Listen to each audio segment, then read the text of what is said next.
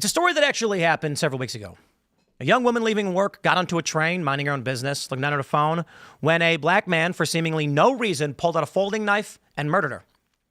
It took a while for people to notice the story, but eventually it started to go viral with people asking why the media wasn't covering such a brutal and grisly murder. It became the biggest story in the country and one of the biggest stories in the world over the weekend as the biggest story on X, and that is worldwide. And to this day, the media has still not covered the story except to insult the right, to call them racist for daring to bring it up. It is evil, I guess. As of right now, I even have on Google, their AI, Gemini, says, still, the New York Times has not written about the story. In fact, on Wikipedia, the editors are trying to get the story deleted, despite the fact it's a national story with people asking the question, how could this individual arrested 14 times for various crimes be let go and this horrific crime be allowed to take place? And you know what else, my friend? Another story from this weekend. A professor in Auburn, Alabama, went out to walk her dog, a 59-year-old woman, and she was also brutally murdered by a black man. Now, there are many stories that do go viral. The George Floyd killing, of course, went viral. And this is what people have been pointing out across social media, that those stories will get national attention in the corporate press. But when it's the other way around, when it's black on white violence, they won't talk about it at all. In fact, on CNN, Brian Stelter accused people on X of being racist. Incredible. So we'll talk about that. Plus, Operation Midway Blitz is underway. ICE going to Chicago. And this is what they're calling it, Midway Blitz. There have been some protests, big ones, big protests, relatively uneventful. Not a lot of rioting, not a lot of violence. I mean, it's a good thing, but pretty low energy, I might add. We'll talk about that. We've got a bunch of stories to break down all throughout this stuff. The Wikipedia one really does, it really is creepy to me. Before we get started, my friends, we've got some great sponsors. We've got webroot.com, my friends. Shout out to Webroot for sponsoring today's show. Live a better digital life with Webroot. You get 50% off Webroot Total Protection or Webroot Essentials when you go to webroot.com/pool. Obviously, cybersecurity, it's not a sexy product, but it is extremely important. And what's better than the confidence that comes with knowing your digital life is protected from malware, ransomware, identity theft, accidental deletions, natural disasters, and more? Webroot is your digital life like Geico, or State Farm is for your physical life. It's protection for you and the whole family, but really it's the whole family. So when we say protection of 10 identities, we mean it. Those 10 identities do not have to live under one roof. You can protect yourself, your spouse, your kids, your parents, your in-laws, your crazy aunt, etc. And there's dedicated elder fraud protection. It's a hotline to help remediate incidents and assist caregivers. You shouldn't have an antivirus that acts like a virus. Webroot Essentials won't interrupt your daily life. It is 33 times smaller and scans your devices 6 times faster than competitors. It also installs faster than competitors, so you get protected quickly. And don't forget, every time you check a box for a company, all your private data, your credit cards, they're getting stored by that. So you don't really want to, you can't really trust that, right? When that company has a breach, that means your info's going with it. So when you get Webroot Total Protection, your information is protected from dark web financial identity dark web financial identity monitoring alerts. So go to webroot.com/pool. Shout out for sponsoring the show. We also have PDS Debt. The system isn't broken, my friend. It is rigged. And if you're buried in debt, that's exactly how they want it. Big banks profit when you're desperate. Creditors win when you lose. You don't have to play their game. PDS Debt helps you take back control. They've helped hundreds of thousands break free from credit card loans, high interest traps. It's your money. It's your future. Time to fight for both. PDS Debt goes beyond the numbers to understand your unique financial situation and craft a personalized plan designed just for you. There's no minimum score required. They're here to help you save more, pay off your debt faster, and start putting money back where it belongs, in your pocket. They're A+ rated by the Better Business Bureau, boasting thousands of 5-star reviews on Google and a 5-star rating on Trustpilot. Why? Because PDS has helped hundreds of thousands of people get out of debt. You're 30 seconds away from being debt-free. Get your free assessment and find the best option for you right now at pds.com/Tim. That is pds.com/Tim. And lastly, join our Discord server, man. Go to timcast.com, click join us, get involved. Community is everything. Don't just watch the show, be a part of the show in the comments, in the live chat room. on the Timcast Discord. And when we go into our Rumble Premium members only at 10 p.m., your chat displayed on screen. Everything you say, everyone gets to see. And you as members even get to call in to talk to us and our guests. So smash that like button. Share the show with everyone you know. Joining us tonight to talk about this and so much more, we got Wade Miller. Thanks for having me on. I appreciate it. Who are you? What do you do? Well, I'm the senior advisor at Center for Renewing America. That's the think tank started by Russ Vought, who's President Trump's Office of Management and Budget Director.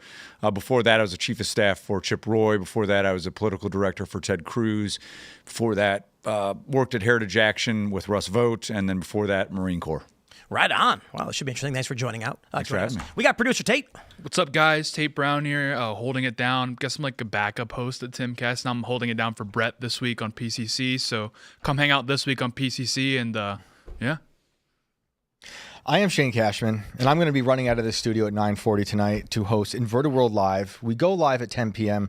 It's a call-in show. If you've got a weird, strange, twisted story you want to share, give us a call. We're going to talk about that aggressive probe that's flying towards Earth right now. Every week there's a new story about it. The newest one is that there's mini probes on the bigger probe. So we'll talk about that and a lot more. Hi, Phil. Welcome back from the netherworld, Shane. Hey. Hello, everybody. My name is Phil Labonte. I'm the lead singer of the heavy metal band All That Remains. I'm an anti-communist and a counter-revolutionary. Let's get into it. Here's a story. We got it from the Daily Mail.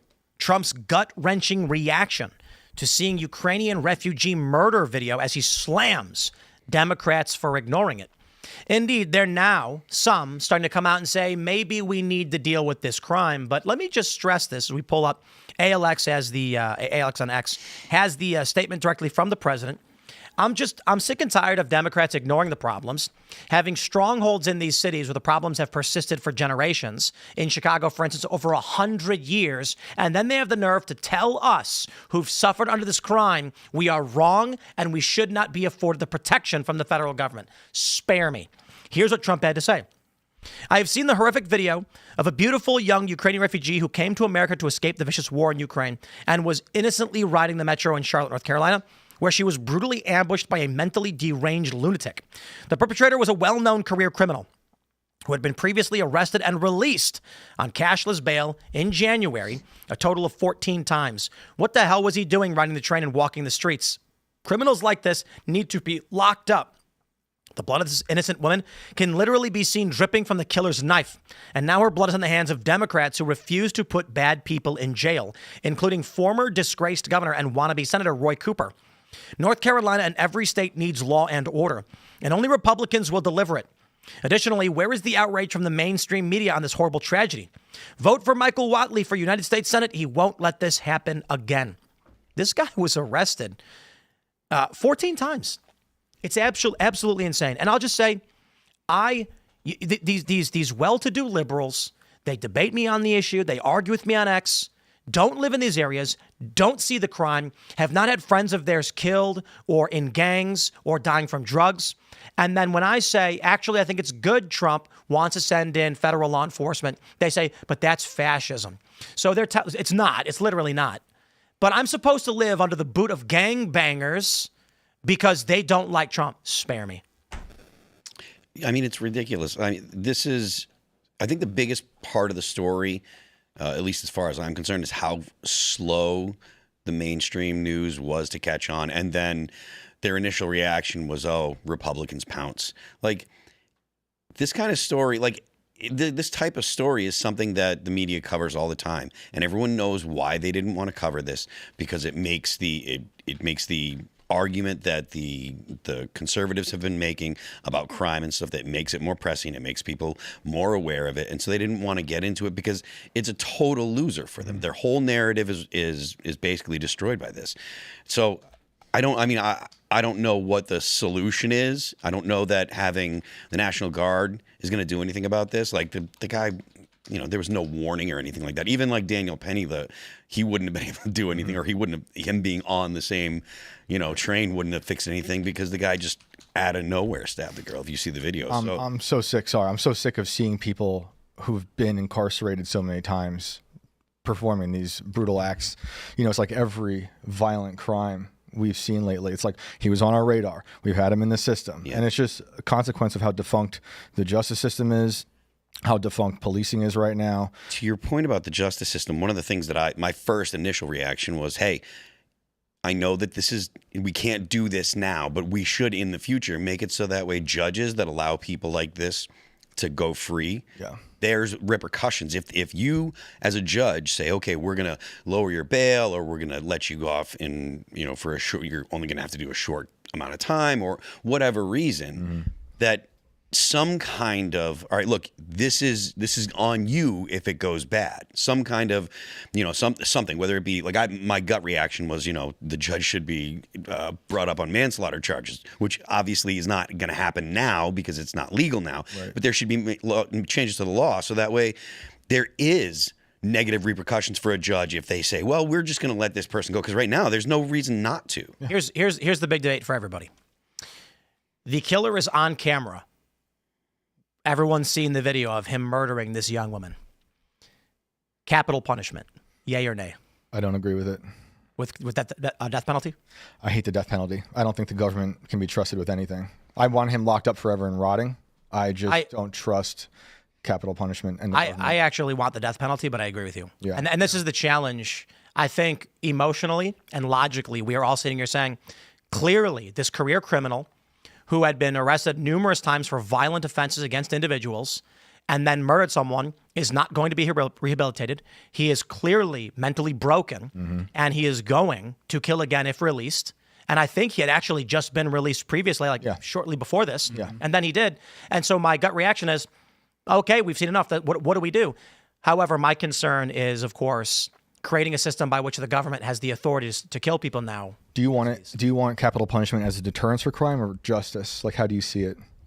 It prevents more crime. Do you think it does? Because I don't think it does. Yeah. I don't think it does. It prevents them from repeat offending. It prevents the individual that committed the crime. Yes. Dead people don't kill more. Well, I am for the death penalty. I think there should be higher evidentiary standards. I think that it's maybe applied too much. The real problem, though, is as AI gets better, I don't trust video increasingly. Exactly. In this case, is that the video? I'm sure it is. But this is systematic of a social justice narrative by the left to just not enforce the law at large. And so what they're doing is they have been basically substantiating the ability for the Trump administration to come in and under various authorities. In fact, we wrote about this with the authorities that the president would have to do this 3 years ago, anticipating just this type of moment. What happened in the last Trump administration is during the BLM riots, I think the president wanted to act. He wanted to secure these communities.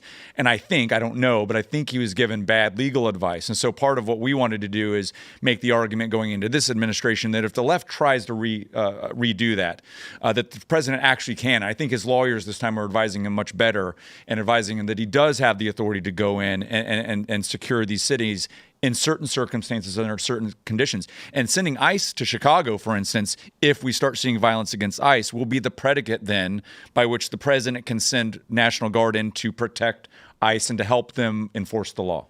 Yeah. Well, and we'd be remiss to not point out, Will Cain was discussing it on Fox News earlier, is the reason this story specifically is animating so many people, why people are so fired up, is because of the races of the individuals that were involved. Is you had a black man and a white woman, and people are pointing out the massive discrepancy in crime where they're saying, well, black men specifically are committing a very disproportionate amount of violent crime. And people are this is starting a conversation that I think the left has not wanted to have for years. Oh, yeah. It's wild. I've been talking about the pendulum swing on Instagram, where it's not even the question of the facts of the matter, but on X 7 years ago, if you posted FBI crime stats, insta-ban. Just literally the FBI says a thing happened, you're like, oh, hey, look at this. They got you. You're banned. Yeah. Not anymore. I made this post a moment ago from Grok and ChatGPT, and let's break it down. This is just the stats on interracial crime, black on white versus white on black, to which I asked ChatGPT about this. It responded. In 2022, there were 543,480 black on white violent incidents, compared to 96,550 white on black incidents, according to the Bureau of Justice Statistics National Crime Victimization Survey, Table 14. This represents a 462.8% increase in black on white incidents versus white on black.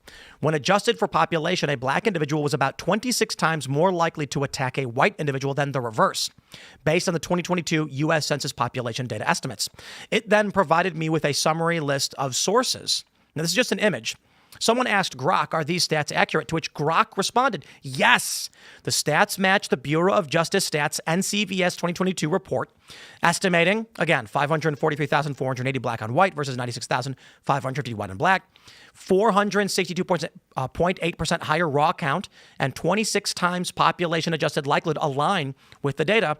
These are survey-based estimates with some limitations like victim perceived race. The point is, nothing that I am saying is intended to slight someone based on their race. I am simply showing the data right now. And the reason why I did this, there's two big reasons why I looked this up. I was curious, and I think it's important that people understand what is happening right now in culturally as to why this story about Irina Zarutska is going so massively viral. Now, they're trying to delete it on Wikipedia. They're saying it's not news. The corporate press is saying it's racist and it's not news. And these people are insane. And because of their lies and manipulations, you're actually breeding racism. It's actually making, you are not getting legitimate journalism. You are not breaking down what is going on with crime in this country. And it is just resulting in people saying you can't trust the press and going to other sources where you're going to get data that's less than accurate or otherwise. Banning people doesn't solve the problem. It never did. And now people are asking questions about why doesn't anyone care? And you know what? I think people, I don't know, even Nick Fuentes has a video going viral that Instagram is promoting to millions and millions of people where he outright says he's not saying individual black people are, doing bad things or whatever, but he's pointing out these stats. And then when you get the media covering it up, you get this question of, you get the cultural question of why is the media lying about it? What is their angle on this? And what are the actual causes that we're not getting able to discuss because you'll get banned or censored? Now, I was saying the pendulum has swung the other way. We can actually talk about these crime stats. Mm-hmm. And I'm not going to sit here and tell you that, you're going to judge an individual based on the color of their skin. In fact, quite the opposite. But there's a reason why this story has gone viral, and it's because people are tired of being lied to about it. Mm-hmm. Yeah, well, I mean, you just have to ask people grow up in Chicago or Memphis or these. We've noticed these sorts of things happening, but you're supposed to just ignore your lying eyes, and the media refuses to report on it. I mean, I don't know. It makes whatever implications there are. It makes you suspicious of why there's such a all-out blitz. It's an agenda, right? Exactly. Let me pull this clip up. We've got this post from ALX on X. He says CNN's former palace eunuch Brian Stelter on X who's just covering the murder of Irina Zarutska in Charlotte. The open racism on sites like X today is eye-popping. Okay, let's roll tape. Really, over the weekend, Elon Musk, Charlie Kirk, other Trump-aligned figures succeeded in making this senseless death a symbol of big city crime. We heard President Trump asked about it yesterday when he was heading home from New York City. He didn't seem to know much about it. He said he would get briefed, and then today, Trump did know all about it. That's exactly what has happened here. This story has trickled up from local news to social media and now to the president's attention. And it's being used, as you said, Brianna, as a political symbol, with MAGA media calling for more forceful punishments and more incarceration. I have to say, some of the replies to Musk, some of the comments around this story are baldly racist, stoking fear of African Americans because this man attacked a white woman. The open racism on sites like X today, it's eye-popping. But there are also legitimate questions about this so-called career criminal, someone who had been a repeat offender. And those questions, I hope they're not lost amid all of the cesspool kind of comments on social media. You see what they do. Love to see a highlight reel of Stelter from the Floyd days. What he was saying about cops, Well, yeah, and the racism that he's talking about, he's not talking about the far right people who are seizing on this and spouting whatever. He's talking about people like Will Kane or Tim Pool that are just posting data. He said Charlie Kirk. Charlie Kirk, right? and he's saying open racism is it's racist to look at data. I understand he's pointing out that there are going to be replies to these posts. Sure. The problem I have with it is, Guy, an anonymous person, an anonymous account on X, which is probably originating in India or Turkey, is not indicative of what Charlie Kirk or Will Kane think about the issue. Interestingly, however, I was having dinner with the family watching Will Kane, as I do every day at 4 p.m. Shout out to the Will Kane Show. And he brought up the crime stats, which is why I had that post from Grok. I saw his show. And he mentioned the interracial crime stats from 2023 and how you are more likely to see black on white violence than white on black violence. I'm not going to look at that and then be like, I have a negative feeling towards someone based on this. Not at all. Not at all. But I think it's fair to say, hey, look at the crime stats. Maybe we can dig into this and figure out how we solve for this problem and actually repair the damage of racism, whatever it may be. By obfuscating and covering it up, they've made it worse every step of the way. I think that's the intention of the Democrats. And if you flip the map on this and you say, okay, 462.8% increase, and let's just concede, even though I think most of them are false, but let's just concede their arguments on over-policing and bias in policing and all these things. It doesn't pass a smell test that's 462.8% of the reason. And so this gets to what's actually going on. There's a big problem in the culture of African-American communities. Not everyone. It's not a genetic disorder. It's not inherent in their genes. There's a problem. And the left doesn't want to talk about why, because that gets into what does it take to actually fix this problem. And it would help the black community. It would help all of America. The left doesn't want to have that conversation. And they want to call anyone who wants to have an honest conversation about that racist. I think it's because you want a victim narrative. You can go to these neighborhoods and say, it's not your fault. Vote for us and we'll fix it. It's them. They're demagoguing. And so I had a great interview with Christian Maxwell. She's running in Illinois CD1. She's a conservative running in a D+18 district, agreeing with Trump, saying we need the National Guard. And she's talking about how they're lying to everybody. They're saying that the National Guard's going to come in and start rounding people up and going. That's not at all what they're going to do. They're going to come in and provide assistance to the local governments, freeing up resources for police. Police can get back to doing their jobs. When you're talking about the problem in the culture, I'll tell you this. I'm from one city, and everyone knows I'm from Chicago. I've been screaming about it. But forgive me, Trump is talking about sending in the National Guard, and I'm here to say I agree as someone from Chicago, and I will tell you this. There are many neighborhoods in Chicago that, and they're all segregated by race for the most part. There's white areas, Hispanic areas, black areas. And when you look at a lot of the high crime areas, guess what? Predominantly black. However, when you look at Hyde Park, it's got double the national average, more than double the national average of the black population, and lower than average crime. The issue? The black families that live there are well off, educated, just like any other lower crime neighborhood. You're going to see higher rates of successful professionalism. And I think we have a cultural issue that 100 years of Democratic rule has entrenched intentionally. The issue is not the race. The issue is not genetic or anything like that. The issue is there is a culture that I've personally experienced where they tell the kids in the neighborhood, don't act white, and you have to be hard. They tell them things like, I swear, I'm hanging out with some of my friends from the South Side, and it's 3 black kids. We were going skateboarding, and when they were talking, one of them said, well, I haven't been to jail yet, but, and I'm like, whoa, bro, don't go to jail? Like, why are you talking like that, man? Because that's what they're told in their neighborhood. You will go to jail. It's going to happen. That's the way it goes. As if they're telling these kids, if you want to go hard and you don't want to act white, you will do things that will put you in jail. And I'm like, man, you guys got to get out of that stuff. Mm-hmm. Make money, get paid. One of my favorite stories ever was this black dude in my neighborhood who sold T-shirts. I've told the story a million times. Forgive me, but for those that didn't hear it. And he was ragging on the drug dealers, saying you make more money selling T-shirts than selling dope.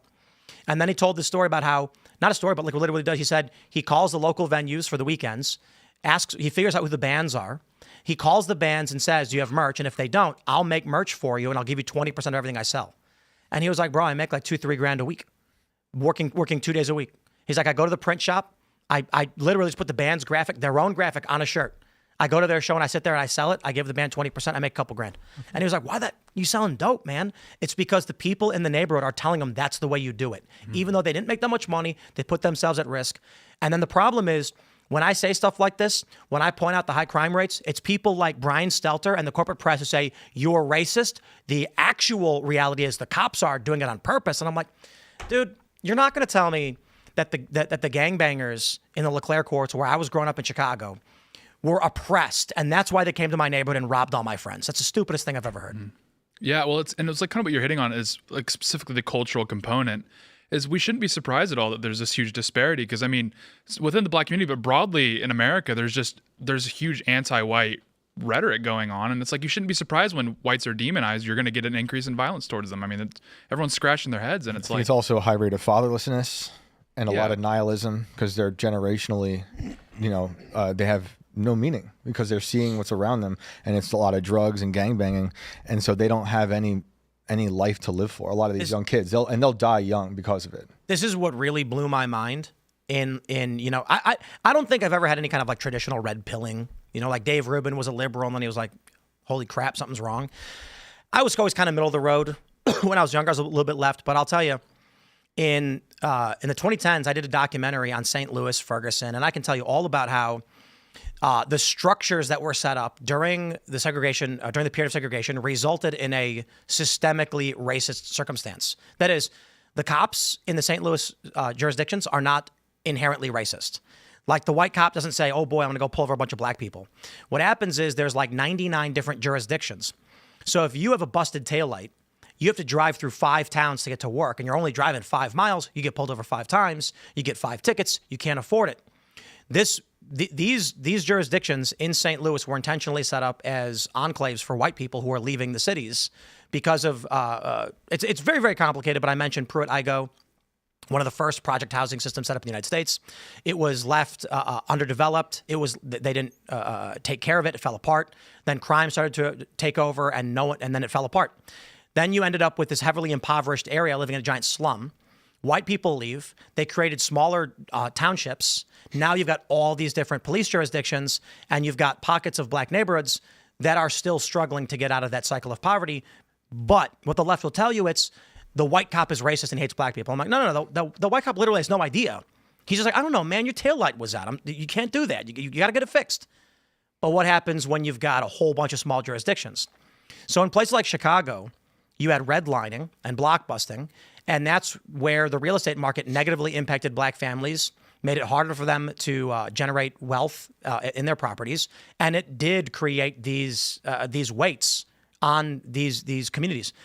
But I'll tell you this, the solution to it is not what the left is offering up, and that's where it got confusing to me when I'm like, hey guys, like when we talk about redlining, that's where the real estate company like would collude to be like, only sell to black people in these neighborhoods to keep them out of the white neighborhoods.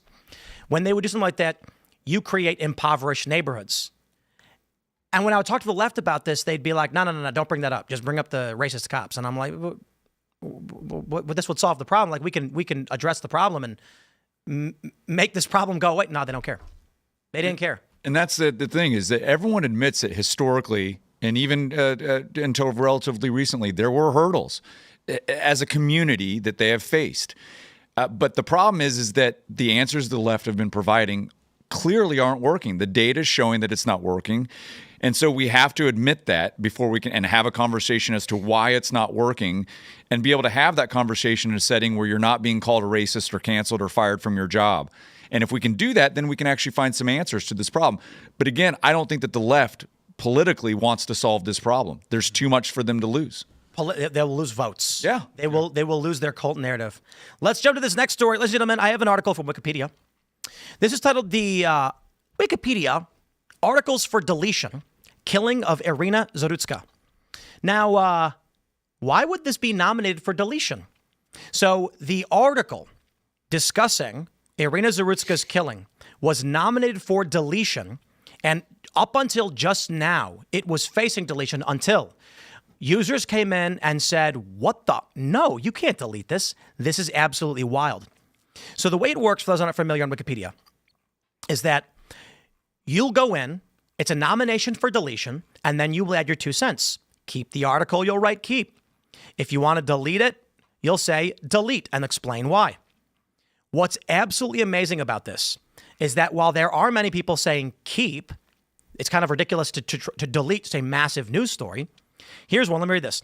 Delete. There may be a case for a very small mention under links, blue line controversies, but this is a standard wrong place, wrong time story that if it was a regular Charlotte resident would have the standard short arrest, arraignment, trial, and sentencing check-ins by Charlotte's local news and no more. The document every crime ever side of, Wikipedia really needs to make better judgments. There are numerous delete unless significant notable coverage is derived outside of a generic run-of-the-mill crime content. This is blah, blah, blah. Delete. There is zero indication that this specific article is anywhere near getting the requirements for WP an event, national event. There are people in social media and other venues who are trying to make this into something far greater than it really merits. Let me just tell you what they're saying. What they are saying by trying to delete this article is, if the people say this story is massive, delete it until the corporate press agrees. They're basically saying, you, the people, don't have a right to decide what matters to you and what is worthy of entrance into the archives. When the New York Times writes it up, whether anyone cares, it gets its own article. Quite literally, a guy at the New York Times can write the stupidest article about things you don't care about, and they will say, national event. But when tens of millions of views, hundreds of thousands of retweets, conversations for days at the national and international level are hitting social media, they say, yeah, but CNN didn't write about it, so delete it. That's the narrative machine right there. That right there is the story. The non-story is part of the story. The fact that it's so big online, and then there's radio silence on mostly all the major platforms, that is a huge thing. It's not like just a one-off thing for the dude. Like I said earlier, guy was arrested many times, and he was saying he was a totally schizophrenic guy, saying he had man-made implants in him. His mother was saying that she put him away. Right. And his mother was like, he shouldn't have been out. Right. Like, it's a huge story. No matter who writes about it or not. But the reason the left doesn't, or one of the reasons why the left doesn't want to cover it, is because of how many of their narratives it destroys. Oh yeah. Right. The right wants to see more mental institutions, wants to see, better ways to take care of violent people, whether they be, criminals or whether they be just in some kind of, mental institution, for lack of a better term. And this plays right into that. And so the left doesn't want to talk about it. The right says that there's an epidemic of crime. There's too much crime. The left says, no, it's fine. This plays right into it. The right says that we need DAs and we need judges that are actually going to put people away. And the left says, no, we don't. We need restorative justice, etc. This plays right into the right. The left doesn't want to touch this at all.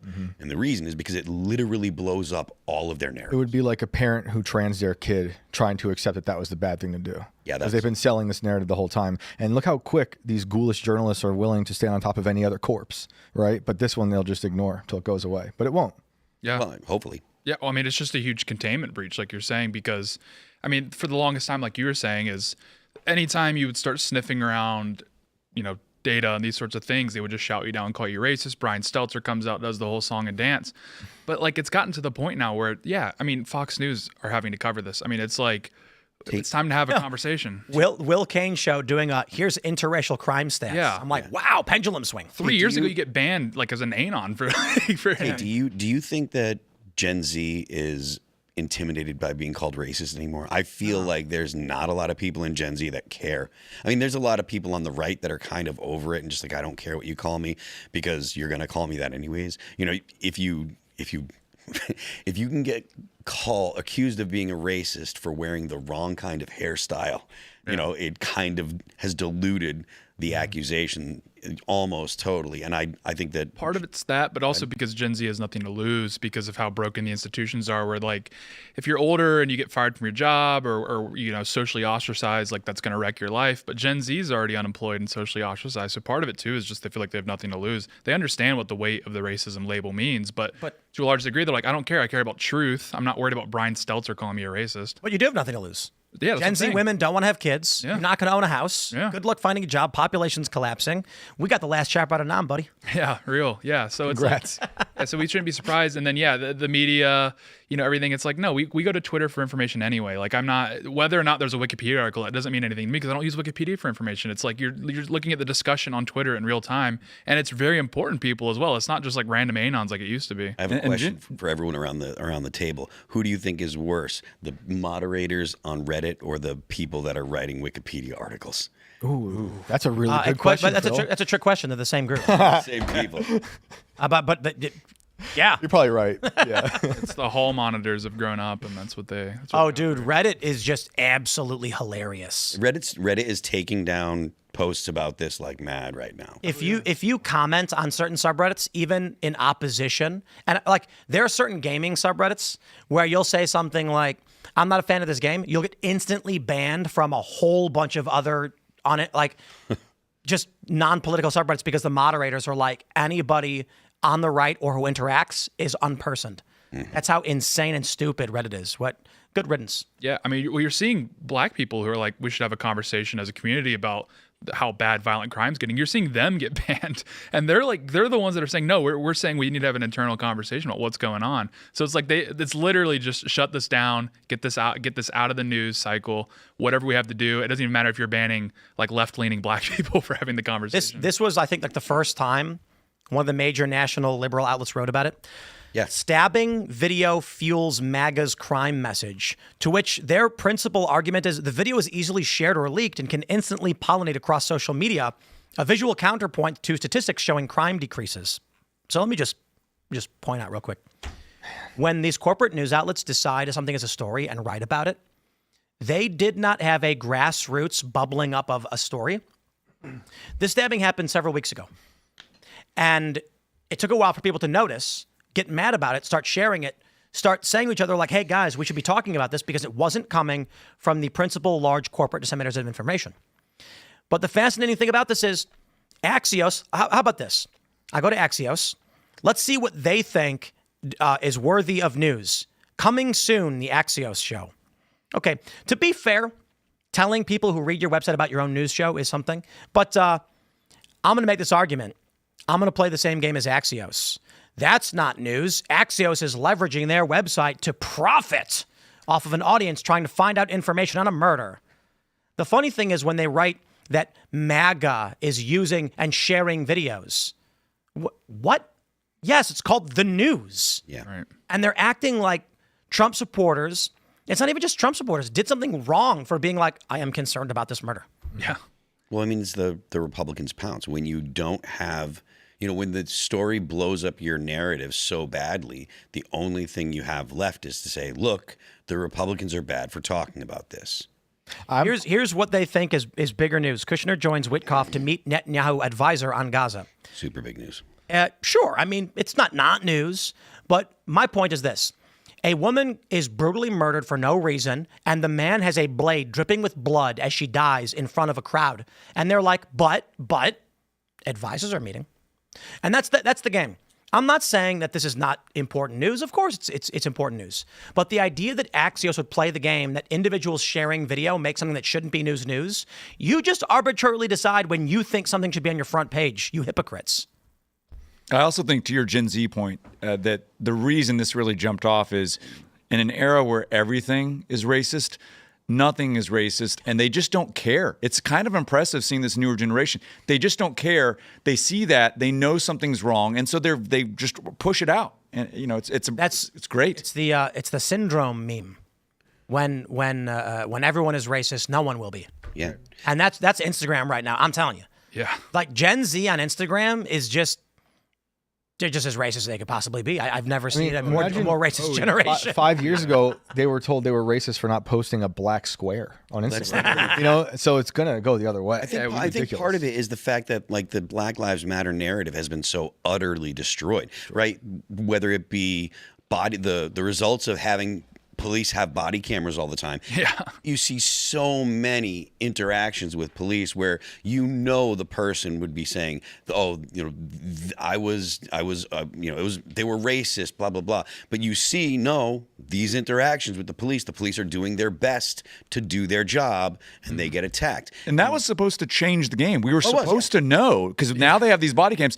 The data didn't change, even though they all now have these body cams. Sean Fitzgerald had the best take on this. He said, this is the ultimate monkey's paw wish, because Black Lives Matter said, we want to get body cams. We know we'll prove these cops are racist. We'll prove these cops are tracking down young black men and killing them, blah, blah, blah. They got exactly what they wanted, and it proved the exact opposite of what they said. And it's something that everyone has known for a long time, or at least the statistics, the FBI has known. The statistics have been there.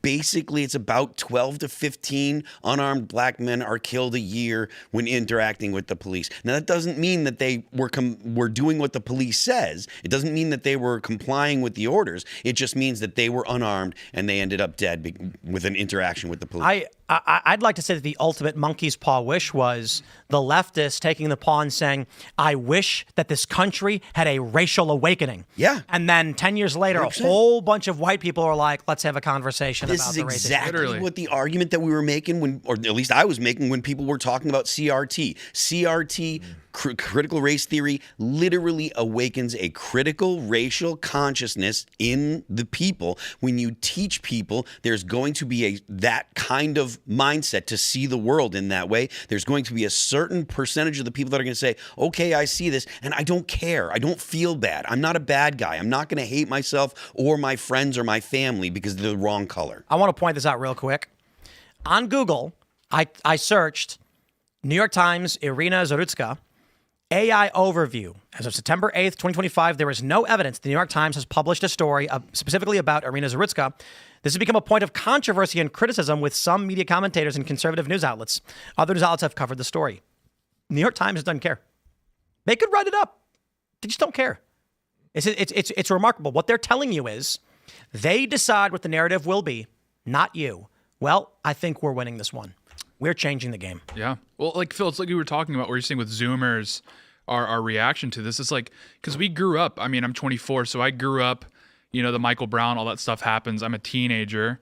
And then as I'm matriculating into adult life, the BLM riots are going on in 2020, and you see that. But then you live somewhere like Memphis, and you look around and see where the violent crime is happening and by who. And you're sitting there like, okay, who's being victimized here in American society? Is it black men by police officers, or is it like white men and women just trying to ride the train? And it's like, you're supposed to, you're not supposed to believe your lying eyes or whatever. And it's like, yeah. And then you get on Instagram and people are expressing like, no, I think who's being victimized by who is completely, the priorities are completely out of whack. Yeah, I mean, the stats we ran them at the beginning of the show, 500 and something thousand. Yeah. White people are victimized by black people, and something like 92,000. 92,000 Yeah. black people. 462% higher. Yeah. Black on white than white on black. But we're burning cities down for like what, 12? It's white liberals doing it. Yeah, that too as well. Yeah. Let's, we got this story from the New York Post. Ladies and gentlemen, with the story about Irina Zarutska going viral, on Saturday, another story.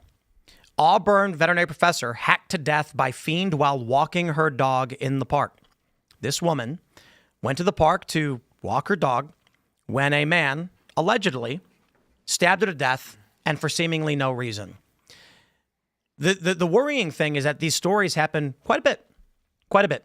In 2022, the number was 542,000 black on white crimes and 96,000 white on black crimes. I normally don't care to pull these stats up. I gotta be honest. The Will Cain show pulled them up. I don't really care because I'm like, listen, people shouldn't be allowed to be violent. I don't care about your race. The cops should arrest them, and we should have a right to defend ourselves. And if I don't know if it matters for me as an individual walking down the street, the race of the individual who's coming to cause harm to me. What matters in that moment is, can I protect myself and defend myself? In Democrat-run cities, the answer is no. Mm-hmm. If I call the police, are they going to help me? In Democrat-run cities, the answer is no. Certainly, there is a sociological element where we can say there's an interesting phenomenon where black on white crime is 462% higher than white on black crime. Certainly. That's not going to protect people in the immediate and the short term. Mm-hmm. These stories are happening, and they're picking up steam, and the Irina Zarutska story is going viral, and this story is now starting to go viral because people are tired of, one, being lied to by the left about police brutality, and I'll tell you this personally, Chicago is tired of 100 years of Democrat supermajority with nothing being done about the crime. Mm-hmm. Nothing. And so when Trump says National Guard, now he said Chicago's going to learn why we call it the Department of War. Okay, I get it. It's not very delicate, Trump. But I don't care. I say Trump, send in the troops. And I got these liberals tweeting like, you really want National Guard on your trains? Yes. Yeah. It's wild. I tweeted, if there was one National Guard member on that train, this wouldn't have happened. Mm-hmm. And I get these liberals being like, and now you want National Guard members on trains?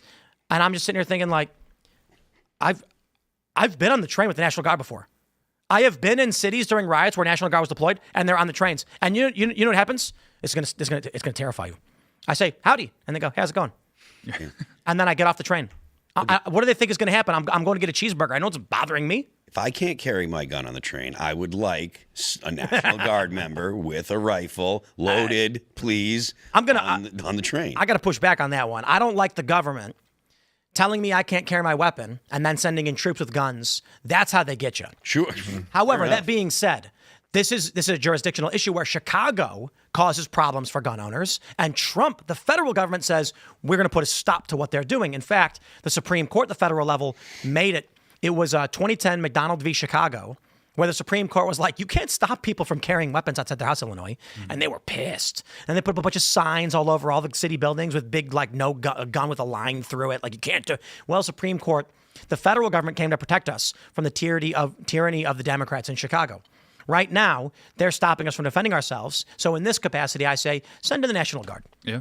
Armed or otherwise, I literally don't care. I would rather be on a train with 50 National Guard doing jumping jacks and hoorahing or whatever than one gangbanger. I think it would be better if not. Look, I know that Chicago's got problems. There are plenty of cities that have problems. It might be a better idea for the Trump administration to send the National Guard into blue cities in red states. He'll get less pushback from the governments.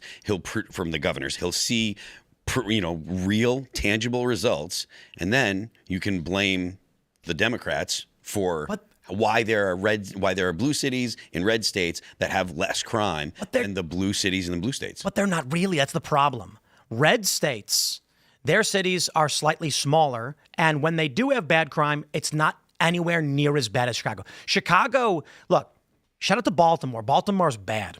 But Chicago is, in terms of crime, in my opinion, Chicago is the capital of the country. I'll tell you why. It's not the highest murder rate per capita. I think it might have the overall highest murder rate in general. But the issue with Chicago is the institutionalized criminal activities, the corrupt politicians. It's been that way since the forever. I'm like, bro, it's been 100 years. Prohibition. 100 years of Democrat rule, and Al Capone. That was the crime area. It never stopped. There's been gangs and gangbangers and crime in Chicago forever. So it's not just murder. It's organized crime. You've got the cops operating black sites and torturing people. It is miserable. Trump, just send in the feds, take it over, shut it down. All right? They are not abiding by the Constitution and protecting the rights of the American citizens who live there. And as someone who is from there, I wish I didn't have to leave. I like Chicago. But I always tell people it sucks. And it sucks that I have to say that. I think Chicago's got the best food. That's how I feel about New York. I had to leave New York because of how crazy it was when we were living in Brooklyn and going to Manhattan a bunch and getting threatened on the trains all the time.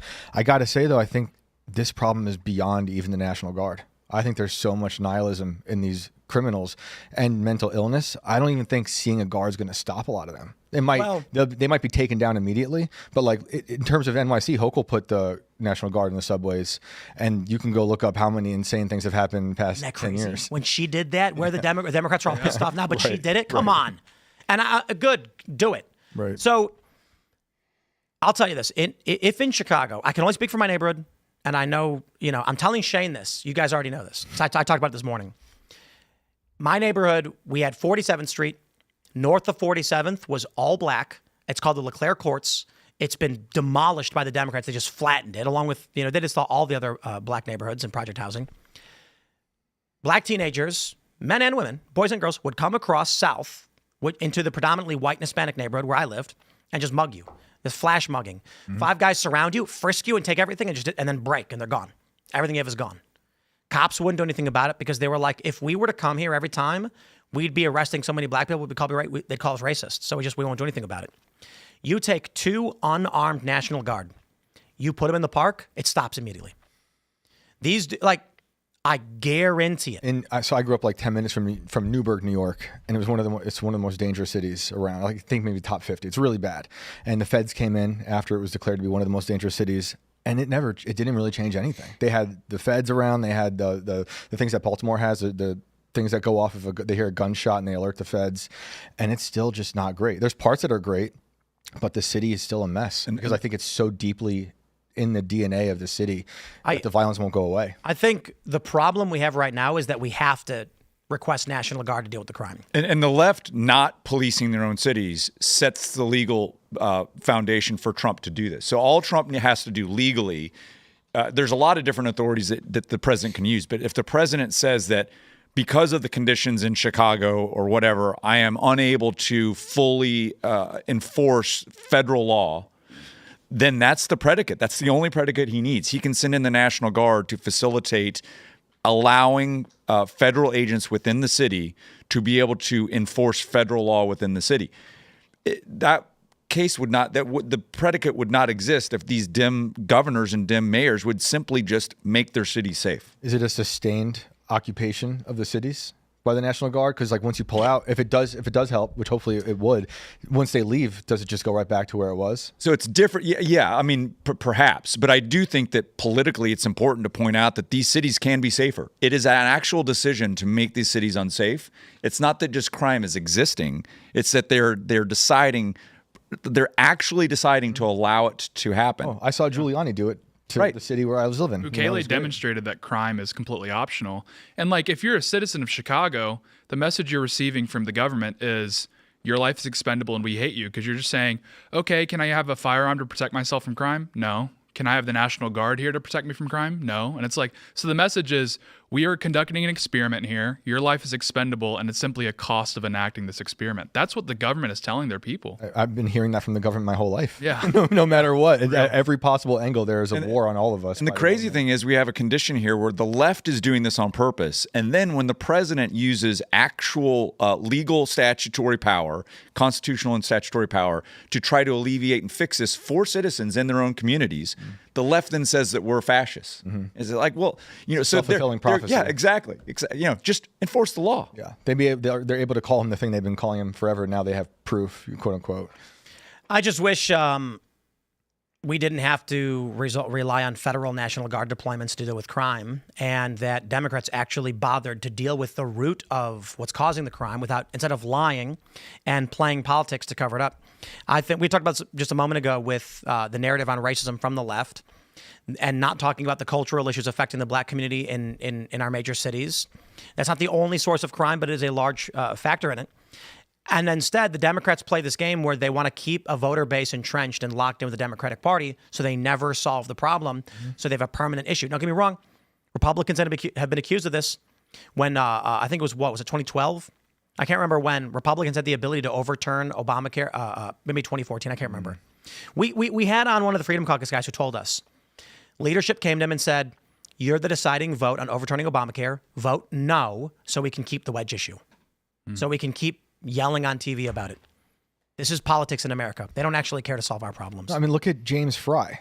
Just the other day, he told people, and those two children were murdered in that church, right? He went out and said, don't pray. We don't need to pray. Yeah. Same dude who was kneeling at George Floyd's gold casket, crying, putting on that whole performance. We just had Stelter on the screen. Same channel that was telling us it was mostly peaceful riots. It's a war on reality. It's a war on you. And I don't know how it stops. These people live in a completely different dimension. Let's jump to this post. We got this from Right Angle News Network. Earmuffs for the kids. Graphic language. They say this gang member is issuing a warning to President Trump, stating not to send troops to Chicago, warning that the gangs will beat the National Guard. Check this out. Hilarious. Trump, do not send the National Guard to Chicago, gang. Do not, I repeat, do not do it. We are a different fucking breed out here, nigga. We are not Los Angeles. Nigga, we are not Washington, D.C. Nigga, this is Chicago, nigga. Them niggas go fight back. I'm telling you, them niggas go fight back, gang. Whatever, I don't give a fuck what you talking about. Them young niggas got switches, gang. They not going for that shit, bro. I know a bunch of y'all finna say, oh, it's the switches. National Guard. They can't do anything about it.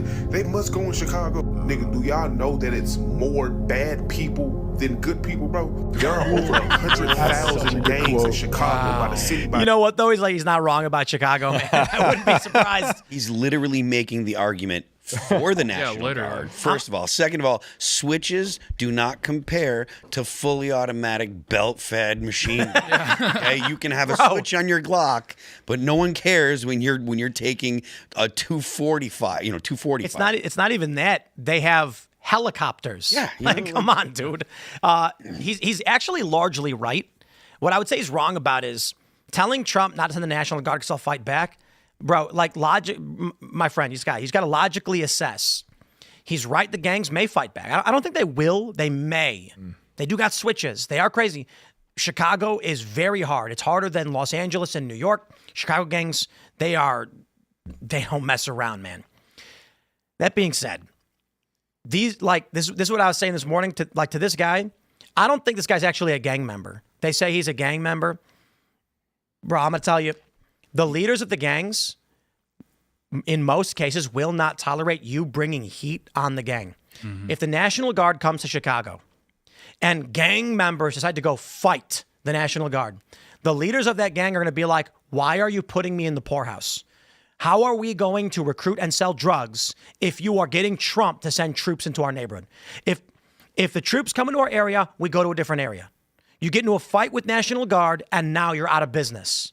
Why would you do that? He did post a follow-up to this. I saw. I haven't shared it or anything, but I saw that he actually was saying, yo, I'm not in the gang. He was kind of walking it back because... Yeah, that's why I said they call him a gang member. I'm like, this is not a gang member, dude. Yeah. I know many gang members. Not really. It's been 20 some odd years. I left Chicago 16 years ago. In my neighborhood, half the people were in the gangs. The gangs were all over the place. They were hanging out at the park. They were selling dope. When the cops would show up, they'd leave. They'd be like, I don't want the heat. I don't want to go back to jail. And I agree. Want to fight. I agree with you. I tend to think that they would not mess with the National Guard. And if they did, it would be the dumbest thing that they could possibly do. Because if they do that, they are now the Trump administration could fully invoke the Insurrection Act at that point. And you'd have DEA, you'd have ATF, which should be abolished, but you'd have ATF there. You'd have all of these federal agencies plus active duty military on the streets if they decided to go that route. So I agree with you. I think that they're smart enough to know that this is probably a temporary thing, stay out of their way. Yeah. The word would get sent out. But part of me is like, bro, I dare you, man. Yeah. If one National Guardsman gets a graze from a bullet from a gang, the Chicago gangland narrative is over permanently. I'd like to talk big game on this one, but I actually don't know if Trump would do it. But in the event something catastrophic happened to the Guard and Trump says, that's it, the Marines are going in next, Chicago gangs will cease to exist. Yeah. So in reality, if a National Guard member got wounded or something in a fight, I don't think Trump would escalate to the end of the world.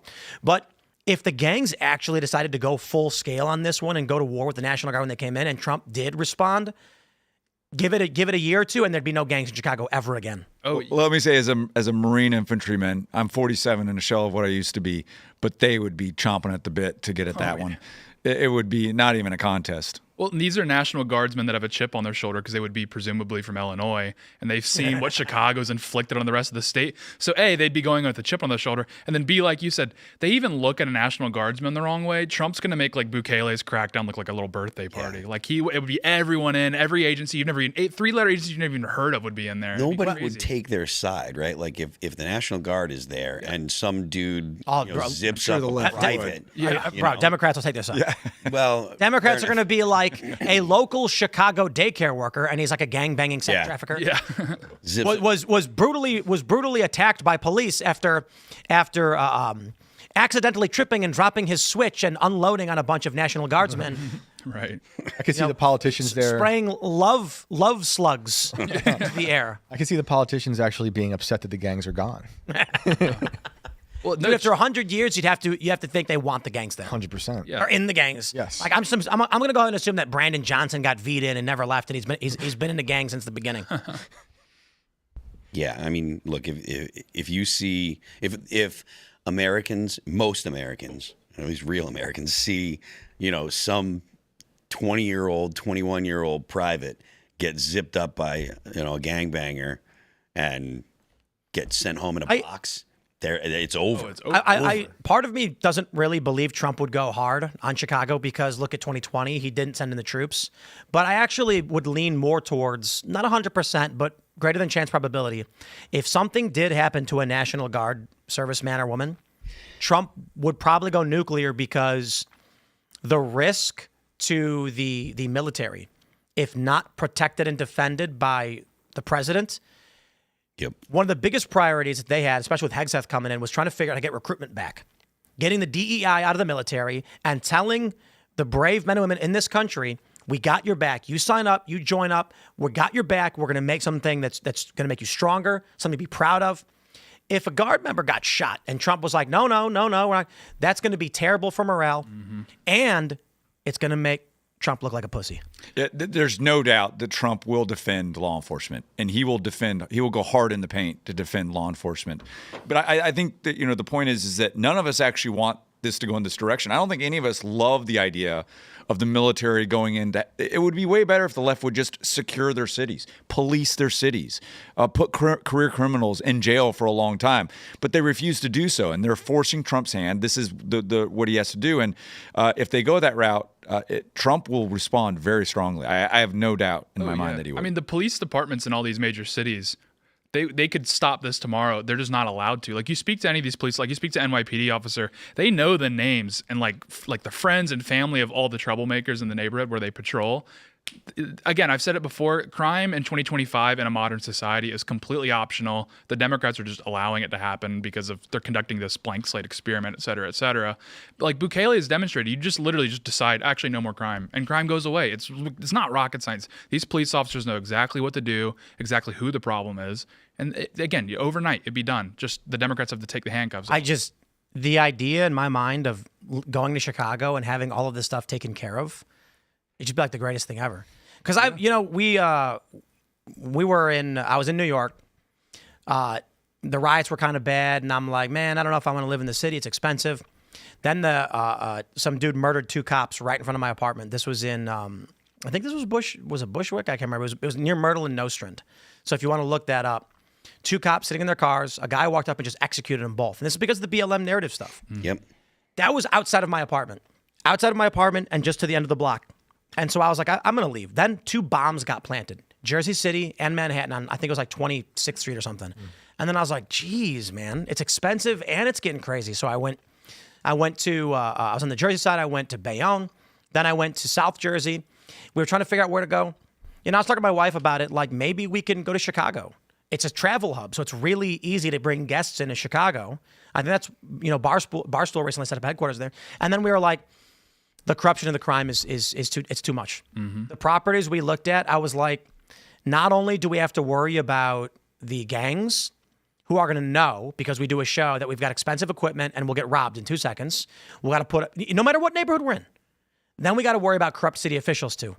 They're going to come and they're going to shake us down all the same. Yep. Just stay away from Chicago. That's sad, really. Well, yeah, I mean, you're seeing, especially with like young people, this huge demand for walkable cities and that sort of thing, and they're having to build these like master plan communities out in the rural areas. And I'm like, these cities do exist; they're just off limits. Like, if you're a young person, you're not allowed to live in Chicago because it's just like a total, like basically a form of suicide in a lot of ways. Because it's like these cities are just so out of control. And so for young people, and just people, everyone of all ages, like massive chunks of your country with really otherwise nice real estate is just completely off limits because of violent crime, and it's just totally unacceptable.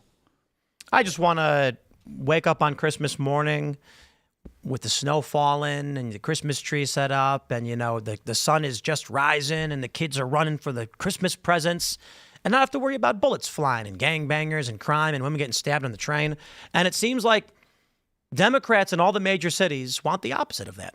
They want me to wake up, instead of seeing a Christmas tree, they want me to see shattered glass in my living room with trees and pine fragments just trailing out, and I can see it going to a car that speeds off with all my presents. That's living in Democrat cities. Yep. Well, they're prioritizing the rights of extremely violent criminals over the rights of 99% of the population that just wants to live their lives. It's weird. They want the whole country to be destroyed. That's why they had the borders open. Yeah. Wide open. I just don't understand it. I feel like it's, we hear these stories about private equity firms that will buy up a company, sell off all its assets for a profit, and just destroy it. And it's like, there's a play there, right? The company makes $1 million a year, not a very big company. But if you buy the company for $5 million, sell off all the machinery and all its assets, you'll sell it for all the assets sell for $5.5 million. So you buy it for $5, you make $500,000 and destroy the business. That's what it seems like Democrats do politically. They say, instead of long-term success and growth, gut the system, extract as much as you can from the taxpayer, burn it down and run. Mm-hmm. The left did that in New York City during lockdowns. All these small businesses were destroyed. Everyone left, and they bought up all the buildings. And they took over the hotels and put illegals in them and gave them debit cards. Let's go to that next story from the DHS press release. ICE launches Operation Midway Blitz.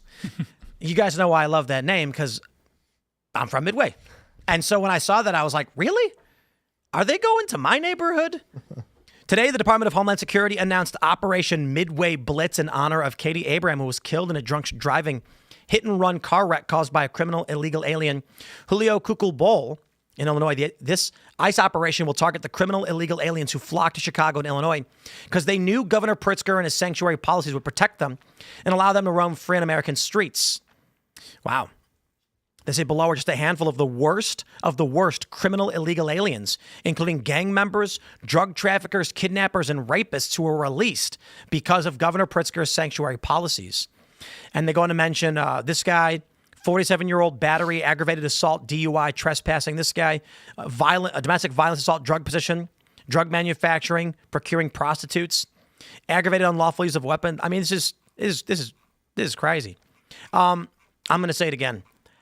I don't know who these people think they are. There's one video where a guy says there's going to be a civilian uprising against ICE.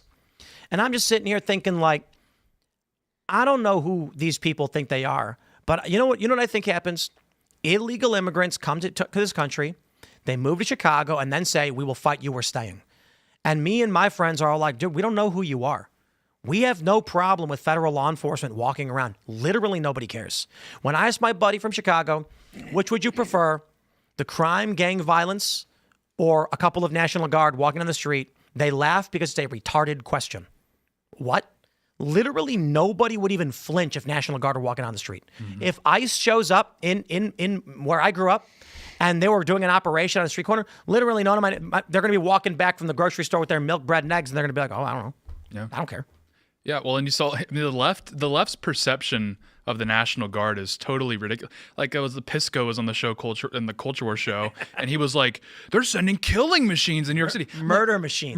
I'm like, have you ever met a National Guardsman? Like, they're very normal, nice guys. Like, they're literally reservists. They're right. literally the same people that you run into, like, working at a store. Or they call them weekend warriors? Yeah, well, I mean, yeah. Usually it's a little bit. It's one weekend a month, and then 2 weeks a year. They're normal Americans that do normal American jobs. Maybe they're a mechanic. Maybe they work at an HVAC repair guy. They're normal Americans. So to say that they're just killing machines is absolutely ridiculous. Dude, that is insane. He said they were murder machines, and then I'm like, okay. I was like, very few, like, what is the percentage of combat infantry? Do you know the percentage of, like, all people? It's small, right? In the Marine Corps, it's probably like 7 to 9% roughly. They're all, I was like, the guy working on computers and doing IT stuff, it's not a murder machine. They're trained, they're physically fit, they know how to handle weapons, but Phil is physically fit, knows how to handle weapons. I wouldn't call him a murder machine. Never murdered anybody in my life. Yeah, I think I know what murder machines are. It's the people we just saw in that video. Like, there's a lot of murder machines just on the streets running around. It's like, hello. There are probably more murder machines in Chicago than there are in the National Guard. And tying two of these stories that we've already talked about into this one, so if one of our arguments on the left is going to be, in terms of like black crime, is that we have a lack of opportunity. Well, I can't really think of much that is better for opportunity for African Americans in Chicago than deporting a whole bunch of illegal aliens. A lot of jobs are going to open up. A lot of rent is going to become cheaper. Housing is going to become cheaper. Rent, yeah. Like these young liberals don't get it. When you remove the illegal immigrants who are entering Chicago, they're putting up. So this is really, really funny. I was talking to my friend about the LeClaire courts. 2009, they bulldozed the black neighborhood because of the gangs. When you go there now, it looks like, and I could be wrong about this, but it looks like an illegal immigrant camp. I think that's what they set up, is big white tents. When we drove past over the 4th, and I'm like, I think they set up an illegal immigrant camp. You get rid of those people. There's one guy, and he owns a 3-story building in Chicago. And he rents out the bottom 2 floors and lives on the top floor. So he's charging $2,000 for the second, $2,000 for the first. You know why? Because when he posted on Craigslist, he got 500 emails saying, I want it. And so he goes, $2,250. Then he waits. He gets 20 emails. He's like, wow, 25. He gets 7 emails. And he goes, 3,000. He gets 3 emails. And he's like, 3,000? It's yours. You deport the people who are here illegally. And then all of a sudden, people stop emailing. And he says, man, I can't rent this out for $3,000 anymore. Nobody's emailing. Because now there is a large supply of available units to live in, releasing the tension, and making it easier and cheaper to live in these apartments. Yeah. I literally spoke to a used car dealer in Virginia who was saying that he's finding it really, really difficult to move inventory now. He sells like very, very low end used cars. And it's because there's a huge supply now. It's like if you're young and you're just trying to get to school or whatever, it's like, oh, you can actually buy, because I don't know if any, I mean, people out there knows the used car market went crazy during COVID, totally out of reach for young people that are just trying to get to school. And now we're freeing up inventory. And it's the same thing with housing. It's the same thing with jobs. Like everything in your life gets easier and better because of mass deportations. Yeah, we have It's true. 55 million visa holders, and then anywhere between, my guess is 30 and 50 million illegal aliens in the United States, all over the place. That's a lot of demand. A lot of demand. You erase a significant amount of that by moving those people out. The argument they're making is, yeah, but those people buy food, and that sustains the economy. And I'm just sitting here being like, Democrats, you advocated for abortion, and so now the fertility rate's in the gutter, told women to be girl bosses, not to have families, and then opened the floodgates and let tons of illegal immigrants into the country who are low-skilled labor and can't replace our managerial class or expert-level class. That's just literally burning the country down. Yeah. It's insane. And also, as an aside, I don't know, we'll get to the story in a second, Gen Z doesn't even want to have kids anymore. So we cooked. Yeah. Well, I mean, see it all just the time. Gen Z women, right? Gen Z I women. think it's all. Well, a lot of them liberal are. men and women. Like cities are not child friendly anymore. Cities. That's because they're there's not- no kids. There's no families. But again, we'll get into that in a couple of minutes. yeah. For now, let's just wrap up. The question for you guys is there are going to be businesses that shut down because of this. When we're talking about reducing demand, which will make rent cheaper, houses cheaper, but it does also mean it's going to be harder for you to find certain goods, certain products. I don't care. That's fine. Yeah, I literally don't care. We have chickens. I get my eggs from our own chickens, and we're looking at buying a mini cow. Because I think mini cows do like 1 to 2 gallons of milk per day. Nice. But like a real cow, like a regular old cow, does like 12 gallons. My girlfriend's and gonna drink wanna that come much over to hang milk. out. My girlfriend's gonna want to come over to meet your cow. Cows are great. She's like, I want to get a cow, and I'm like, we're not getting a cow. We have a townhouse here. I saw there's a really great viral video where there's a cow is it's bloated with methane, and so it's just on the ground sideways, and there's another cow just staring at it, and the farmer walks up and he jams the thing in it to release the gas, and the cow just watches and he's just like staring at the other cow, and I'm like, dude, cows are great. They're great. Have animals. Be a little bit more self-sufficient. It would be good for everyone in this country if they were a little bit more reliant. I saw this viral post. It said Steve Jobs wrote himself an email. And it was something like, he was like, I eat food that I don't grow. I live in buildings I did not build. And it was something like that. But I'm like, it's a really great point to make. 100 years ago, or maybe like 150, we mostly ate food that we grew. Like there was a certain percentage of our diet that was our own diet. The average family owned 1 cow. They had animals, they had chickens, and you'd supplement some of the things you couldn't get. Now, we literally produce nothing for ourselves. The average person in this country does nothing for themselves. It's crazy. Yeah. Well, I mean, and the illegal immigration thing is just another example of basically one generation getting the benefits, which was like the cheap labor, like a 20-year window where it made labor cheap, made it a little easier to run a business and that sort of thing. And in exchange, they just sold the country's future out. And it's like, it's a great example of Americans where you need to be weaned off of this hyper consumerism, like you're saying with the food. It's like we've gotten fat and happy, and we don't even realize where our food even comes from. These sorts of things. Oh, bro, I love the story when I was arguing with the socialist on X, and he said food comes from the grocery store. God. And I was like, well, when you buy it, it does, but how does the milk get there? Where does it come from? And they're like, what do you mean? It's at the grocery store. And I'm like, who brings it to the grocery store, and where did it come from before then? And it was like, what are you talking about? It's at the grocery store. And I'm like, oh my God. Dude, communists think money is food. They genuinely, they're like, I mentioned that PBD debate, and the woman's like, how much money do you need to feed every person in the United States? It's like, what's the average calorie of a dollar bill? Yet no amount of money will feed anybody. You're talking about labor.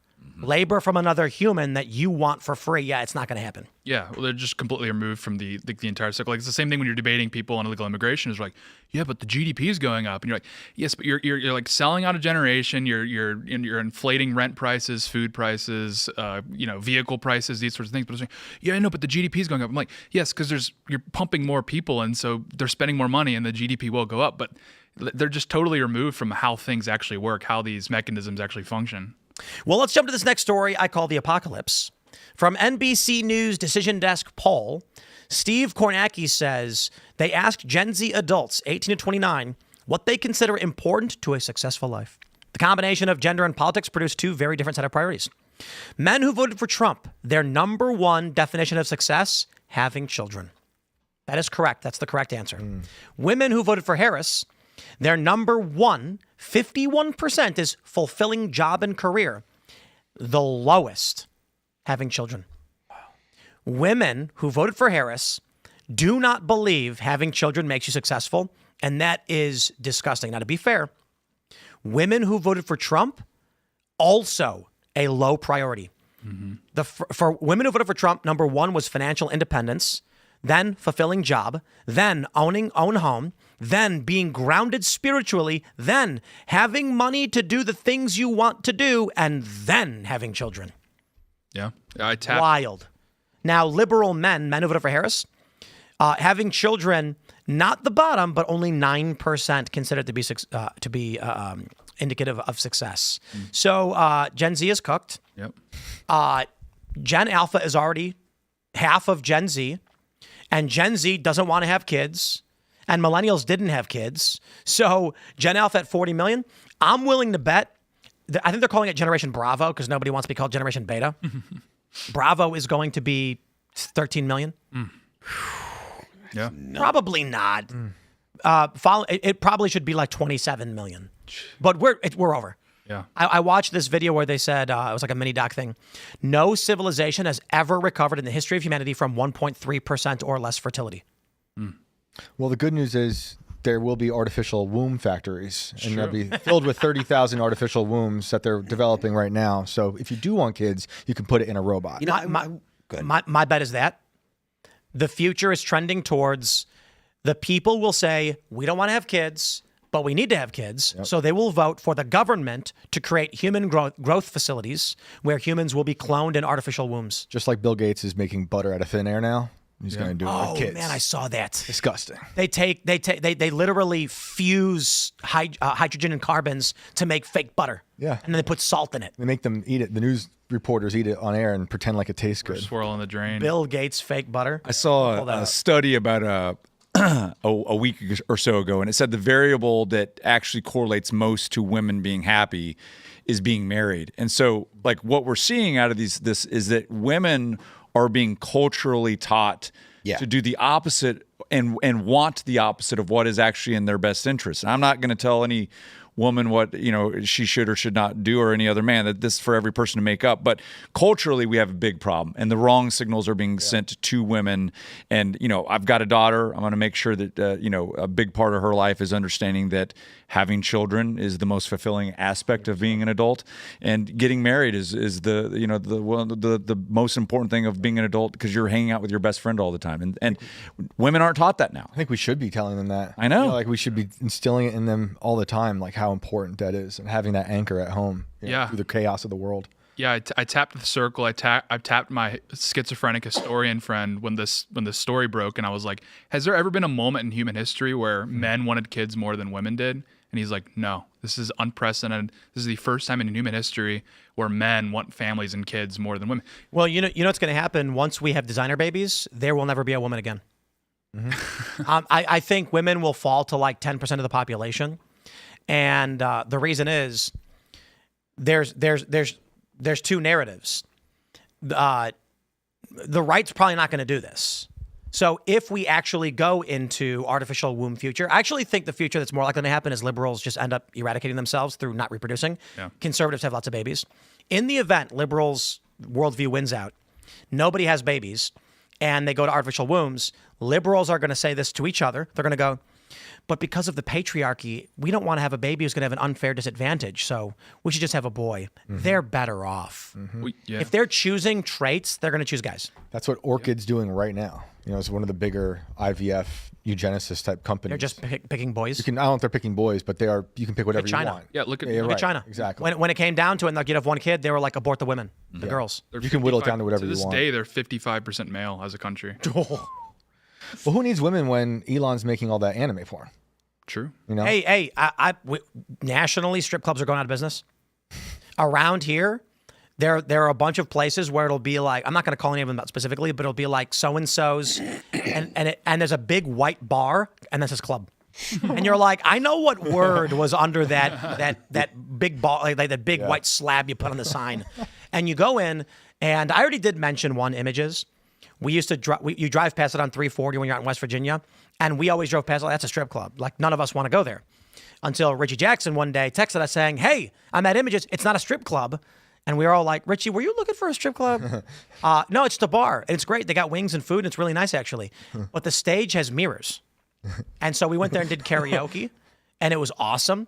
And the karaoke guys were up there, and everyone was singing. Everybody was in their late 40s and 50s. And the stage where we sang karaoke has mirrors on it for obvious reasons. Old people don't care as much about going to the strip club, I guess. There's not enough young people, and the boobs are free online. Strip clubs are gone. Yeah. And also, no one has cash anymore. No one has dollar bills to give. Oh, yeah. They don't So take Apple Pay. now the strip club, the women are wearing square readers. Yeah, exactly. You tap your card, and then you got to tap the 5, and then ask you for a tip. Yeah. And you're like, tip? I just gave you money. That's what the tip is. Yeah, Yeah. exactly, What's it called? Tap. It's called end tipping. Is that what it's called?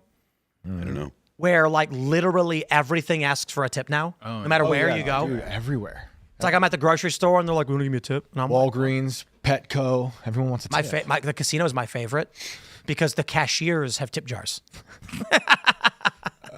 I always tip the cashiers because I try to be nice to everybody and they know me there. But I do that. I do find it fascinating that you tip your dealer, you tip your server. When you win a slot machine, you tip the lady who comes to the slot machine to cash you out. And then when you go to the cashier to get your money back, you got to tip the cashier too. And you can Venmo the Treasury now. What? If you want to help take care of the debt. Oh yeah, That yeah. story, or whoever, the IRS will take a Venmo as well. Yeah, Trump should if he throws out a banger Truth Social, you should throw a little tip in there. It's like, that was good. Yeah. Dude, it is. My theory on why women don't want to have kids is because they're more socially oriented. And so society says, be a girl boss. So when they're asked, they don't want to be ostracized. They want to fit in. So when they're asked, what do you want? They go, to be a girl boss. And then look around. I think they're lying in those surveys. I think they actually want kids. I think they're lying about not wanting kids. Yes. I think they're denying nature. It's, As I'll defer to Shane. You have more kids than I do. And for longer.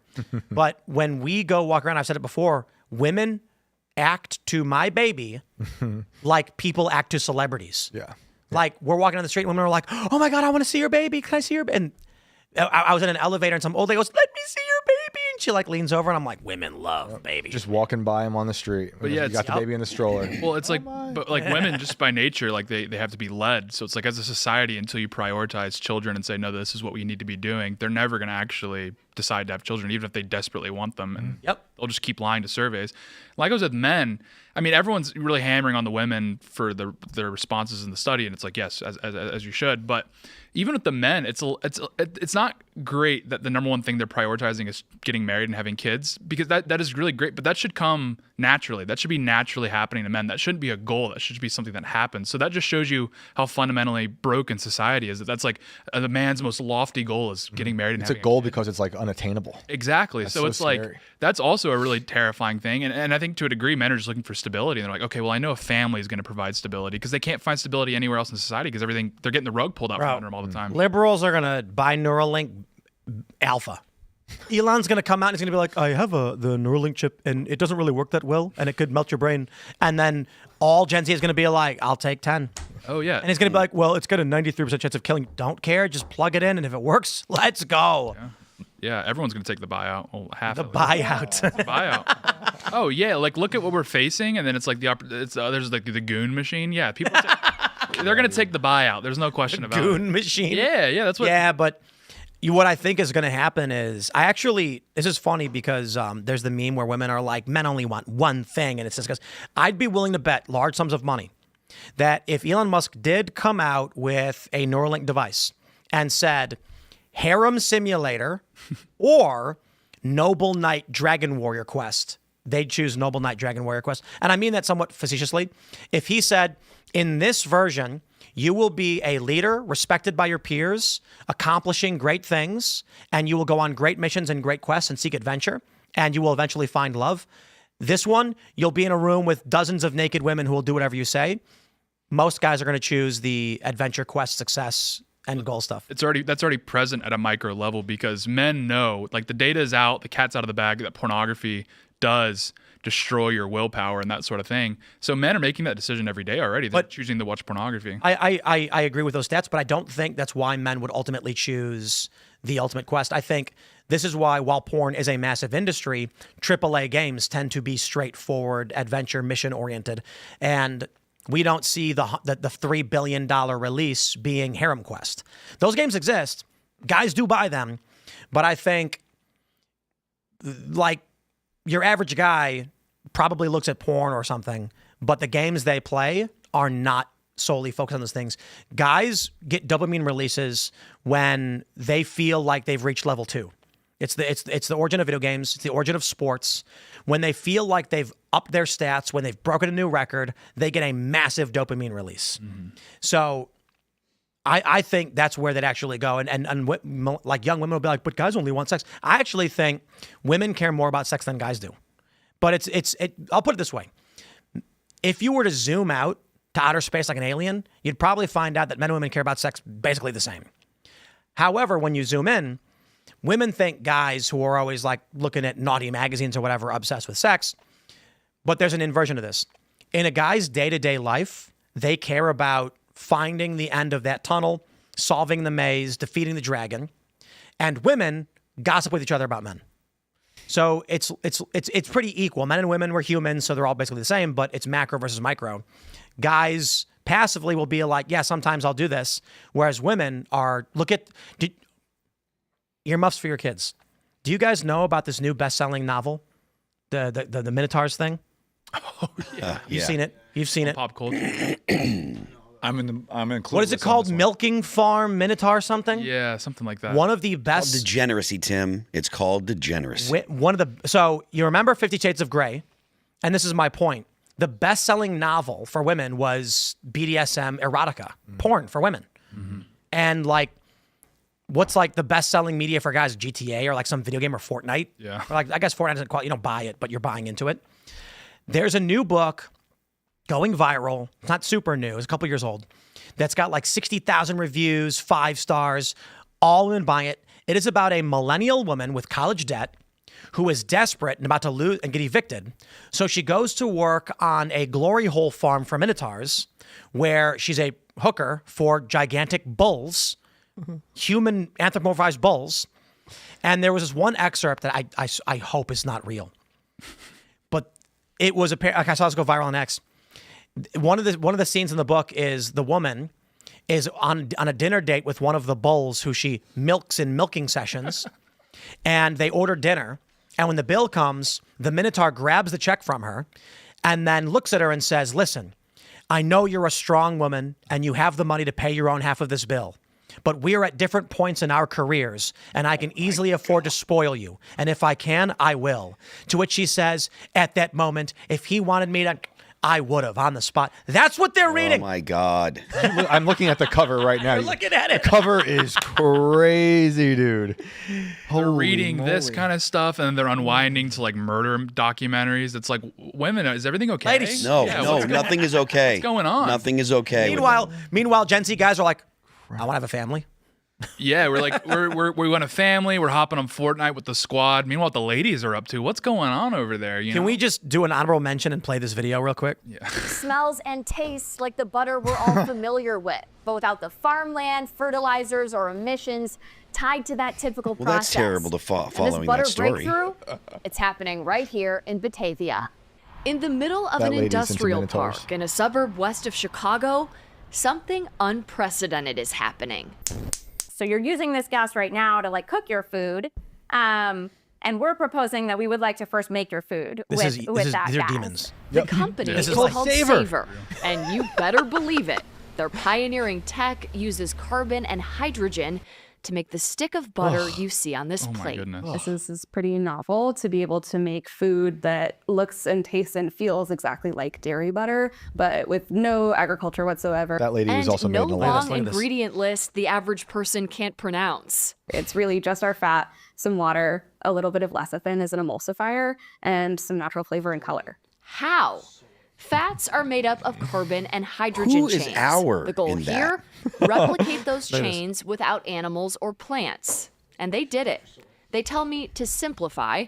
They take carbon dioxide from the air and hydrogen from water, heat them up and oxidize them. The final result? It looks like a wax, like a candle wax at first.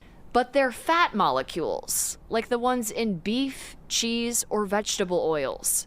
Sustainability is why we are here.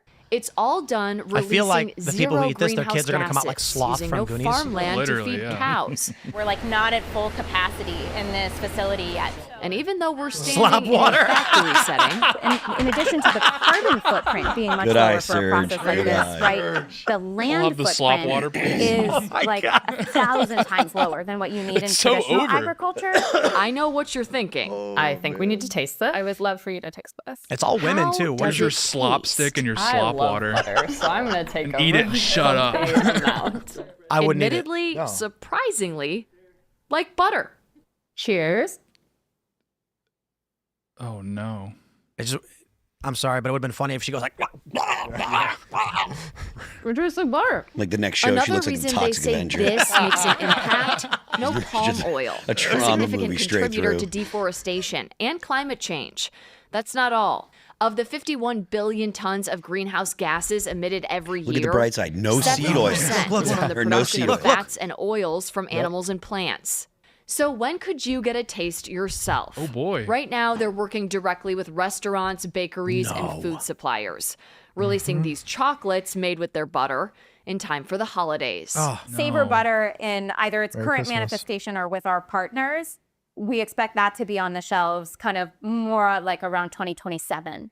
Their teams here in Batavia, Illinois, and their home lab base in San Jose, California, backed by Bill Gates, who wrote in his blog, quote, Makes sense now. the idea Yeah. of switching Shocking. to lab-made fats and oils may seem strange at first, but their potential to significantly reduce our carbon footprint is immense. Believing butter Ian was right. can make a difference. Ian was saying that what's going to happen in the future is, now he was wrong about the why. He said that we're going to be pulling carbon out of the atmosphere to make graphene because he's obsessed with graphene, and he's wrong. That being said, they're pulling carbon dioxide out of the air, fusing it with hydrogen from water to make fake fat, I guess to make actual lipids. If this scales to mass production, they will be pulling carbon dioxide out of the atmosphere to mass produce butter. And you won't know if you're eating this at some point. You're gonna have to be on top of this. This is the same guy, Bill Gates, who's got the appeal thing going on with all the fruits, where you don't know, you might not know if it's wrapped in this clear coating he's putting cheddar. stuff in. It's weird. You know what a cheddar is? No. You ever have a That's cheddar? cockroaches, isn't it? Cricket. Cricket. So my assumption is they realized if they put cricket on the back of a ingredients label, you'd be like, I ain't eating that. That's gross. So they call it a cheddar protein. Well, here's my question. So we've got sustainable butter and we've got Minotaur glory holes. To liberal women, which one is more pornographic? Yeah. I think they're taking both. That's just the future. It's One like helps you the other. You get your glass of slop water. You got your cheddar. This doesn't sound too bad, guys. Come on, you know. Digital children. And then like her explaining the ingredients list, like she rattled it a little too quick. She was like, "Yeah, it's just like water and gas and like the blood of a virgin and some salt." And you're like, "Whoa, whoa, whoa, whoa, whoa!" Next to the slop water is a woman held up on chains, screaming. Literally, yeah. So, yeah, I will not be drinking the slop water. Will not have the slop stick. There you go. I'm not doing it, Bill Gates. Nice try. RFK needs to ban this immediately. Yeah. What is- Can we raid him, Yeah. Bill Gates? What is? I don't know what slop water is. When I hold on. Flint water. Hold on. I'm not kidding. When I Google searched slop water wiki, what do you think? What do you think came up? Minotaur. Okay. Okay, hold on first. Water slope, a type of canal inclined plane, is the first one. Well, that's not what I meant. The second one is oil discharge monitoring equipment. It says ODME is based on a measurement of oil content in the ballast and slop water. Okay, well, what is slop water? The third search term, Fallout Wiki. Then it's slop definition, followed by the Vault Fallout Wiki.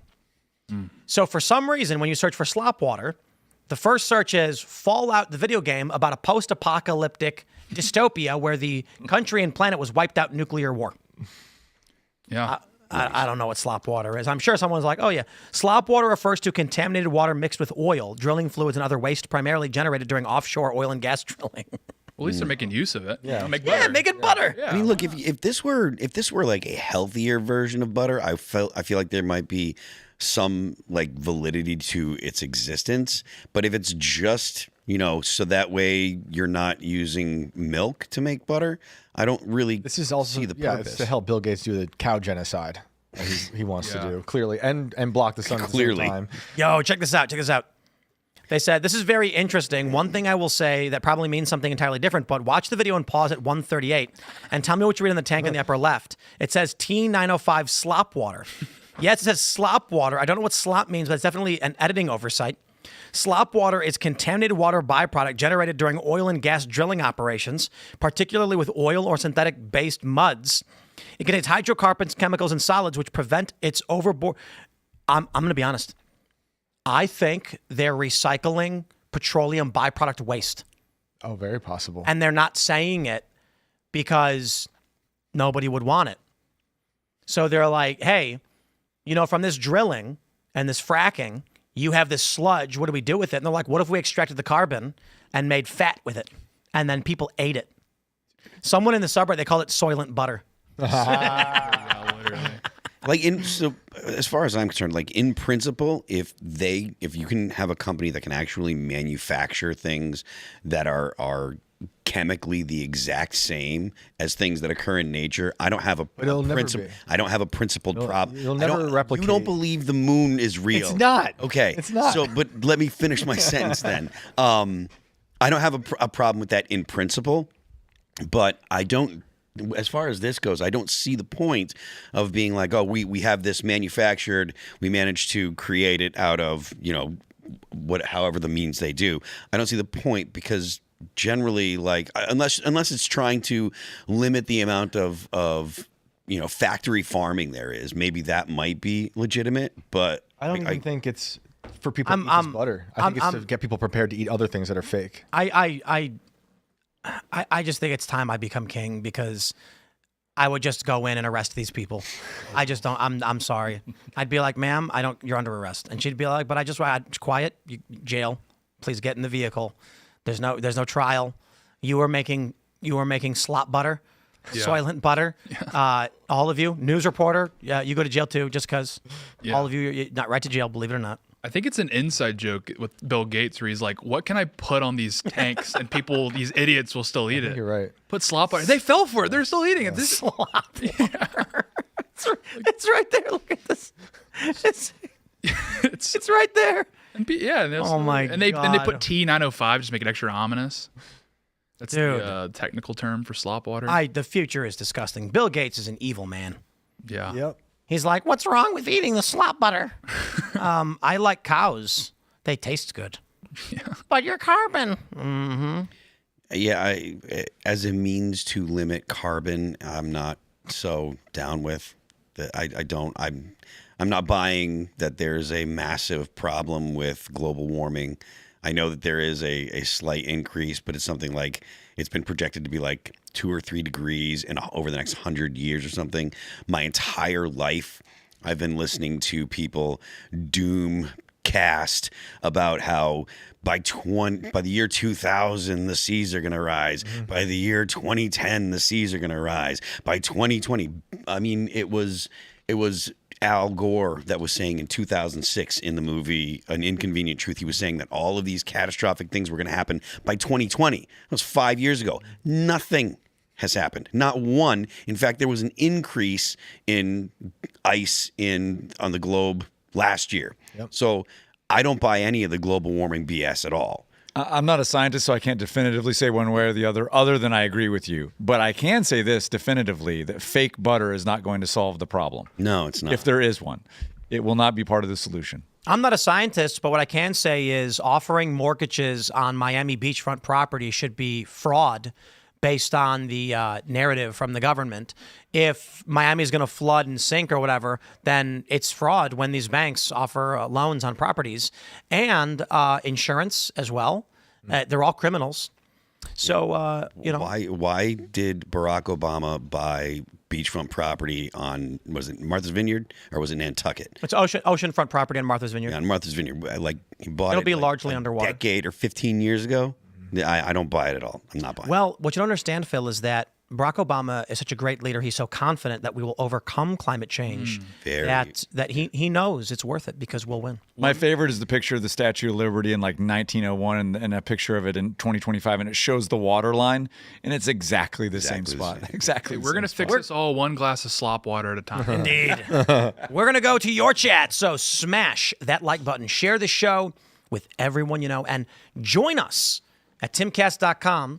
Get in that Discord server. What is that? It's a chat room. We're actually working on getting the Discord chat on the front page of the website. So anybody who goes to the site will see your chat. So it will always be running alongside the show on the website. We want to keep your conversations deeply involved, and we want you to join the conversation. And I probably shouldn't say this, but I'm going to say it anyway. We're thinking VIP Clubhouse October. Probably wrong, but it is now being handled by top men. And so it's actually like nearly done. I'm actually super surprised. So we're really, really excited. We're going to be doing events, Friday night shows, games, private VIP stuff for our members at timcast.com. Very, very excited. But get your super chats and Rumble rants in right now. Don't forget the uncensored portion of the show is coming up in about 20 minutes, and we will take your calls as members of timcast.com Discord. But you got to join Rumble Premium. All right. Dr. Dickhead says it's time to remove qualified immunity for judges and DAs. Agreed? Yep. Agreed. Kwani says, how do you respond to pushback that Republican states have higher violent crimes? With this. And? I don't know. If I say like, hey, National Guard should stop all the murders in Chicago because there's a high density of murders. And they go, yeah, well, red states have more crime. I go, okay. What, your point? There's also a higher rate of red states complying with and submitting their crime data, and we're not seeing this in California and other states. Yeah. They're intentionally not submitting it. It's just, I'll tell you this. Here's the pushback. Chicago is a hyper-concentration urban region where a lot of the crime happens in a very tight space where a small amount of federal law enforcement and National Guard can put a stop to it. Red states with high crime, it's largely spread out over hundreds of square miles, which would be extremely difficult to police. It is a challenge with rural areas. So by all means, be upset there's more crime in there, sure, but why should we? Why? Hey, you can't come in here and stop crime because there's more crime in that state. Oh, okay, we'll stop the crime there. We'll figure it out. We'll stop the crime there too. What's the argument? There's no argument. Andrew says the left profit off the crime getting money, power, and control. They don't care about crime. They use it for their benefit. Agreed. That's why I love this. The IRS, it says they don't care how you get the money, you owe your taxes on it. You are legally required to report income from ill-gotten gains. Did you commit a crime to get the money? Just report it because we want our cut. That's what they went after Al Capone with. Mm-hmm. Taxes. All right. McBeefrod says, thank you for fixing the YouTube playlist issue of clips being in the podcast. You are all very handsome. Oh, well, thank you. Wow. What does it say? Just a stupid glazer. Okay. The people that say the justice and mental health system failed him will also say that he must be released back into the public so as not continue to victimize him. Mm-hmm. Yeah. Everybody's saying death penalty. And the argument is like, he's on video doing it. You can see it. There's no question here. And functionally, emotionally, individually, I understand. You can't release this guy. We know he did it. He's even a danger to other people in prison. So why are we going to spend money to keep someone who has done such evil things? The challenge is not the individual level, which I understand. The challenge is the machine is saying we grant the state the right to execute. And the problem there is Kamala Harris will kill you. When I did that story about catching pedophiles, I, in the story, imagined a lot of things happening to them that would take their lives. And I can't let the state have that ability. I think we can't trust him to do it. I want this guy. He can't be in polite society. He needs to be removed from society forever. You know, the island. Put him on El Salvador. Put him on the island. Yeah, there you go. I mean, this is what's crazy. What's preferable? If you came to me and said, Tim, we are not going to pay the bills for this criminal. He's a threat to even other prisoners. So death penalty. And you say, Tim, no death penalty. Then I say El Salvador, and the Democrats are like, no. And I'm like, if the option is death penalty or El Salvador Supermax, I say El Salvador. Let them deal with it. Exile them. Yeah, put him on one of Elon's space rockets. I mean, there's no easy answer, to be honest. Like, in this capacity, it's one of the greatest examples of the challenge in this question. Again, he's a repeat offender, career criminal, violent, attacked others before, will attack again, attacks for no reason. You put him in general population in a prison, he will attack them, so he's going to go in solitary, and then we got to pay the bills to lock a guy up forever in a box where he can't do anything, even though we know he's evil, and we can't, like, that's a difficult question. North Carolina does have the death penalty. Oh yeah, there are plenty, of states. I think 25 states. Democrats are going to argue that this poor man is a victim of the system or something stupid. Michael Malice made a great point one time. He said, "Look, I never understood." Well, this is one of the many that Michael Malice has made. But he was talking about the death penalty, and he was saying, I never understood how in the U.S. people say you can't give him the death penalty because he's mentally ill. And he's like, I always thought that was the best reason. Yeah. Right. Which sounds horrible on the face of it. But like, if someone is not going to get better and they don't understand that what they did was wrong, it's actually better for society if they're not allowed to be in society.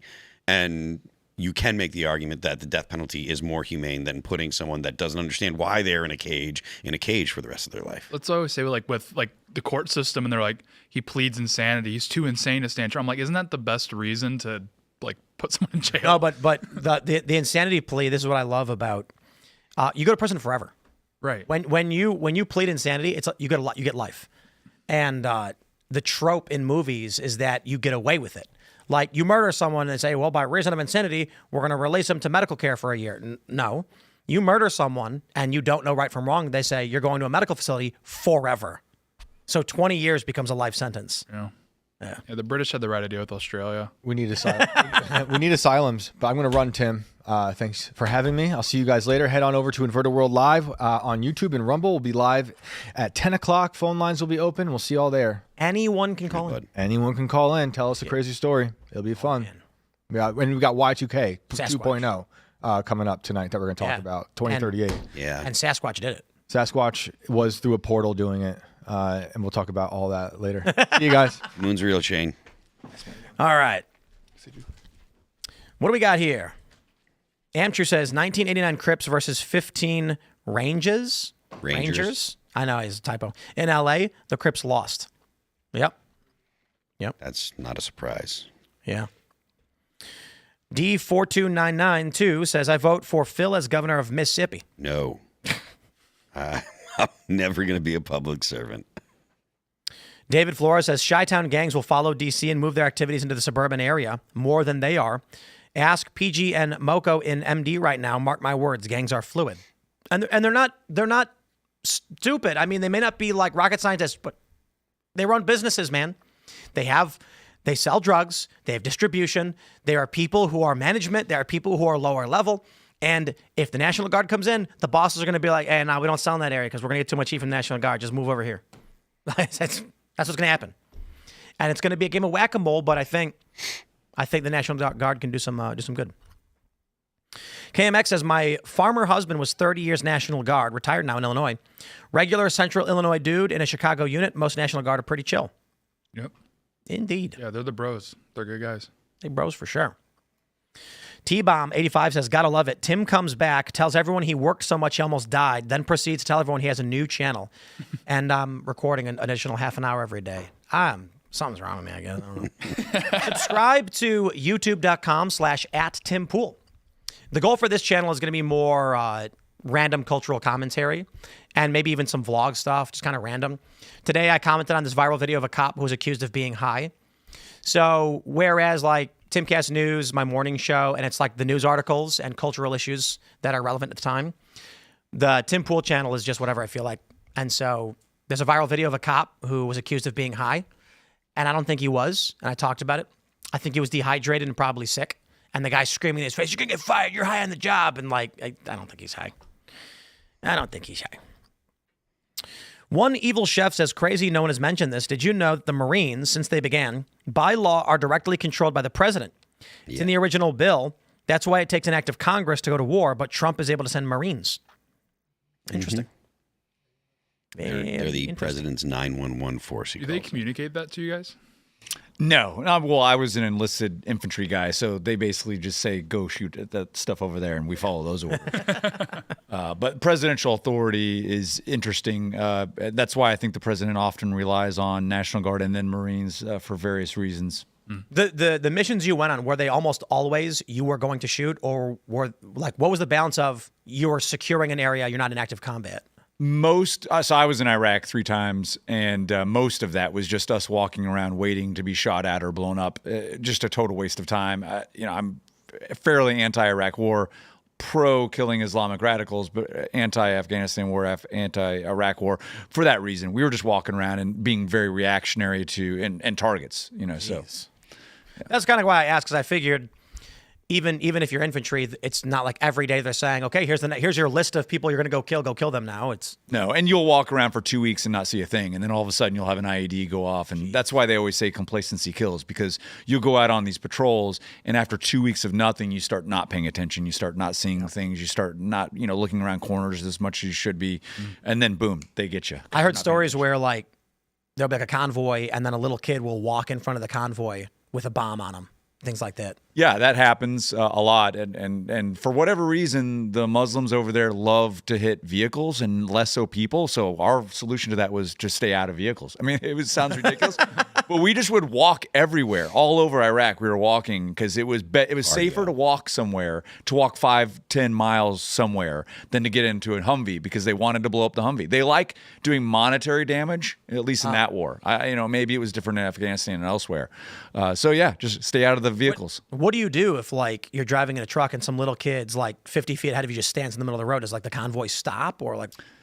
Yeah, I mean, generally speaking, if it's a child, yes, they would stop. And if they saw something like a bomb was strapped to them, then they'd have to make a real moral choice at that point of, protecting themselves or taking the kid out. I never saw a situation like that, but I do think that the RO rules of engagement would allow you to take out an enemy combatant, even if it was a child, if they were approaching you with a bomb. And that's just, as a dad, like that tears me up. But you have, at the end of the day, you have to protect the man on your right and left. So I've heard these stories, like they know that we have rules, and they know that Americans don't want to kill kids. That's right. And so I've heard stories like this. I don't know. That's just insane, man. Brutal. All right, what do we got here? John Ruff had a question for Shane, but Shane's gone. He says, why don't you trust the people with the death penalty, but you do with 2A? Well, I can answer for that because Kamala Harris. It's like it's an easy answer, but like the story is, there are people who were supposed to be released from prison, but she kept them for slave labor. There was a guy who was on death row, and there was exculpatory evidence that she blocked from, So certainly, I think we can all agree there are dangerous people, and for the protection of society, I know there are people who make the moral argument that retribution matters, and someone who kills should be killed because it's retribution, and that's all that matters. I don't think that way. My question is, are we safe? And with someone like this guy who killed this woman, no, not with him. Then there's a question of, we know he did it. He's on camera. He did it. He's going to do it again. He did it before. You put him in jail. He's a threat to the prisoners. They're like, what do you do? And then it comes down to this. Do you want to create a system by which, when you are complacent, 2 weeks later, Kamala Harris now has a kill switch? That's the challenge I have, where I'm like, dude, I get it. Evil people must be stopped, and they can't be rehabilitated, and we have to protect the innocent. But what happens when Kamala Harris is handed that kill switch? We're all focused right now on this one guy, and there's evidence. We see the video, and we're like, this is the time where we say death penalty. 2 weeks from now, we're going to be talking about taxes or tariffs or something, and whoever that person was who was handed that button, in California, it was Kamala Harris. It literally was. She's going to be like, quick, no one's paying attention. And she's just going to just start killing people, man. That's what freaks me out. Not an easy question, not an easy answer. Let's see. We'll grab some more. There we go. Mauricio91 says, they left all the kids to single mothers. That's what's wrong. Did you guys see that viral video from Charlie Kirk? and there's a black man who's arguing with him and says, "You claim that 2/3 of black men abandon their kids, but 54% of black men don't even have kids." And Charlie's like, "Yes, and of the black men who do have kids, 2/3 leave their wives," and the guy didn't understand that. Many such cases. Yeah. That's why these street debate things are funny. Joe Spinell says Congress can put a stop to these judges by removing their own self-imposed judicial immunity that originated from English common law. Oh, man, this is a big story that actually we pulled up, but we didn't get to. Millennial Mama says, is the story about Greta Thunberg's boat getting attacked by a drone real? Well, according to all the reports I've seen, yeah. Greta Thunberg's flotilla was struck by a drone. I don't know. That got sent to me. I thought it was a joke. Is that real? I found like 7 or 8 different sources all saying it happened. Oh, Hope so. Yeah. But what was it, like a small drone? Yeah, I mean the boat was still floating and stuff. Yeah, it was a little fire. A drone. It was a small drone that came above it, released a bomb. That doesn't sound like Israel. yeah. Did Greta Thunberg get bombed by Palestinians? They I mean, labeled would it be an the attack. first time that the left did something to then capitalize off of, and then if it was play the victim card. If it was the Jews, they would have sent a page. Wait. Right? She said they were bombed in Tunisian territory, so why are they blaming the Israelis? I can't stand these psychotic retards. They're in Tunisia, and they got bombed by a small commercial drone, and they're like, Israel did it. It was the Jews. I mean, maybe, but it's just like, yo, what? You don't know who bombed you? You're in Tunisia. And also the Can we pull like up if how it was far away Israel, they probably would have sunk the boat. Like Israel's good at Why would Israel hit they're your stupid good boat? at, taking Just out doesn't seem targets. like they're operating, reality. I just want to point this out. For you guys. Okay? Here's a map. Here's Israel. You see Israel over here? You move the mouse. Here's Tunisia. Tunisia is where they are. So Israel traveled 2,000 miles to drop a commercial drone firebomb on their boat? Yes. And miss. Okay, maybe Netanyahu's sitting back there and he's like, I think what we got to do is use a commercial drone from Best Buy and drop a firebomb on our flotilla in Tunisia so we can claim it wasn't us, but get her all angry so she blames us, and then we can say she's crazy. Like, sir, wasn't she just in Israeli waters? No, but it'd be funnier in Tunisia. What is even the max distance on these like low end commercial drones? Like Half a 50 mile? miles or yeah? No, half a mile. Yeah. Half a mile with clear skies, if you're lucky. Okay. Yeah. That's not a half mile. To be fair, they can be GPS programmed and launched, but I really don't think a small commercial drone is going to fly that far. Sounds like it was launched from Tunisia. Yeah, if I had to take a stab. Yo, this is crazy. The quote is, the Israelis have attacked the flotilla main boat in Tunisian territory. Game of Thrones star Liam Cunningham said that. What proof do they have that Israel used a small commercial grade drone to start a fire on their boat? You just need to feel it. It's vibes. It's all vibes. All vibes based. It is. This is crazy. An investigation. They don't even know. The Tunisians they're just pranking. That's all it was. Just prank. Jeez. Psych. Yeah. Then we also didn't get into the stupid Trump letter they published. I don't believe it, by the way. Do we have that one pulled up actually? I thought I did. I guess not. Wait, here we go. Here it is. This is the image allegedly that Trump's poem to Epstein, which is signed Donald. And it says Donald J. Trump and it's signed Donald. Yeah. He has signed things in the past, just Donald. But I don't believe whatever this weird thing is. I'm sorry, it's just too weird. I don't care. It's just too weird, and it's not evidence of anything. Yeah, that's why I don't care, because it's not evidence of anything. They were friends at that time. Maybe he did send it. It doesn't matter because this is the opposite of news. It's not evidence of anything. No. Like, look, hey, if Trump's on the Epstein list, I want the Epstein files released. But liberals, you're not going to play stupid games. I don't even know what this is. Oh, they're going to try. I'm just not saying they're not going to play with me. I don't care. They can come and be like, too cool. I don't care. If Trump's on the list, release it. I've said it over and over again. Yeah, in the women that were at the press conference or whatever last week, threatening to compile a list of their own. Where's the list? Please release it. Like, put it out. Everybody was like, ooh, they're going to do this, blah, blah, blah. Like, no, they're not. They're not going to do anything like that. And at this point, I don't even know what the list is. Is the list just people who have known Epstein? And if so, that's not actually also evidence of anything. I don't know. I'm We with want y'all. the clients. Like, there's a picture of Prince Andrew with Virginia Giuffre. So right now, the Epstein client list is Jeffrey Epstein, Prince Andrew. Then they said, the DOJ's like, no, he was just trafficking to Epstein. Okay, what about Prince Andrew? Yeah. That's what I want. The people that we know interacted with these young girls, I want that list. I don't want a list of people who have known Epstein at some point in their lives. I want that list. Right, like even as far as it pertains to Bill Gates, if all Bill Gates did was fly with Epstein and that was it, I don't, whatever. Bill Gates is not a guy I like. Was Bill Gates, is he implicated in the underage girls? Oh, then release all of that. So I think Thomas Massey and Ro Khanna's bill is good. I'm like 60% on it. I think they are working on releasing the documents. I don't trust them to do it. That's why I'm kind of like, yeah, well, we'll let Massey cook on this one, but release it. However, it is weird now. They're saying that Trump was an FBI informant. That's interesting. Whatever that means, we'll see. All right, what do we got here? Jump Data says the left will somehow simultaneously justify using IEDs on Tesla dealerships and ambush federal officers, and then become surprised Pikachu face when the salty sergeant first class gets deployed to deal with their insurgency. Yeah, That's a good point. Real. All right, my friends, we're going to go to that uncensored portion of the show over at rumble.com/Timcast IRL. If you want to call in, you got to join the Timcast Discord at timcast.com. Sign up, and you can actually call in and talk to us and our guest. And we're going to be putting the Discord chat on the front page of the site, so it'll be simultaneously running with that show. Very, very cool stuff. You can follow me on X and Instagram at Timcast. Wade, do you want to shout anything out? Yeah, my name's Wade Miller, of course. Wade Miller _USMC on X, and you can find our organization's website at americarenewing.com. That's americarenewing.com. Cool. Yeah, come find me on X and Instagram at Real Tate Brown.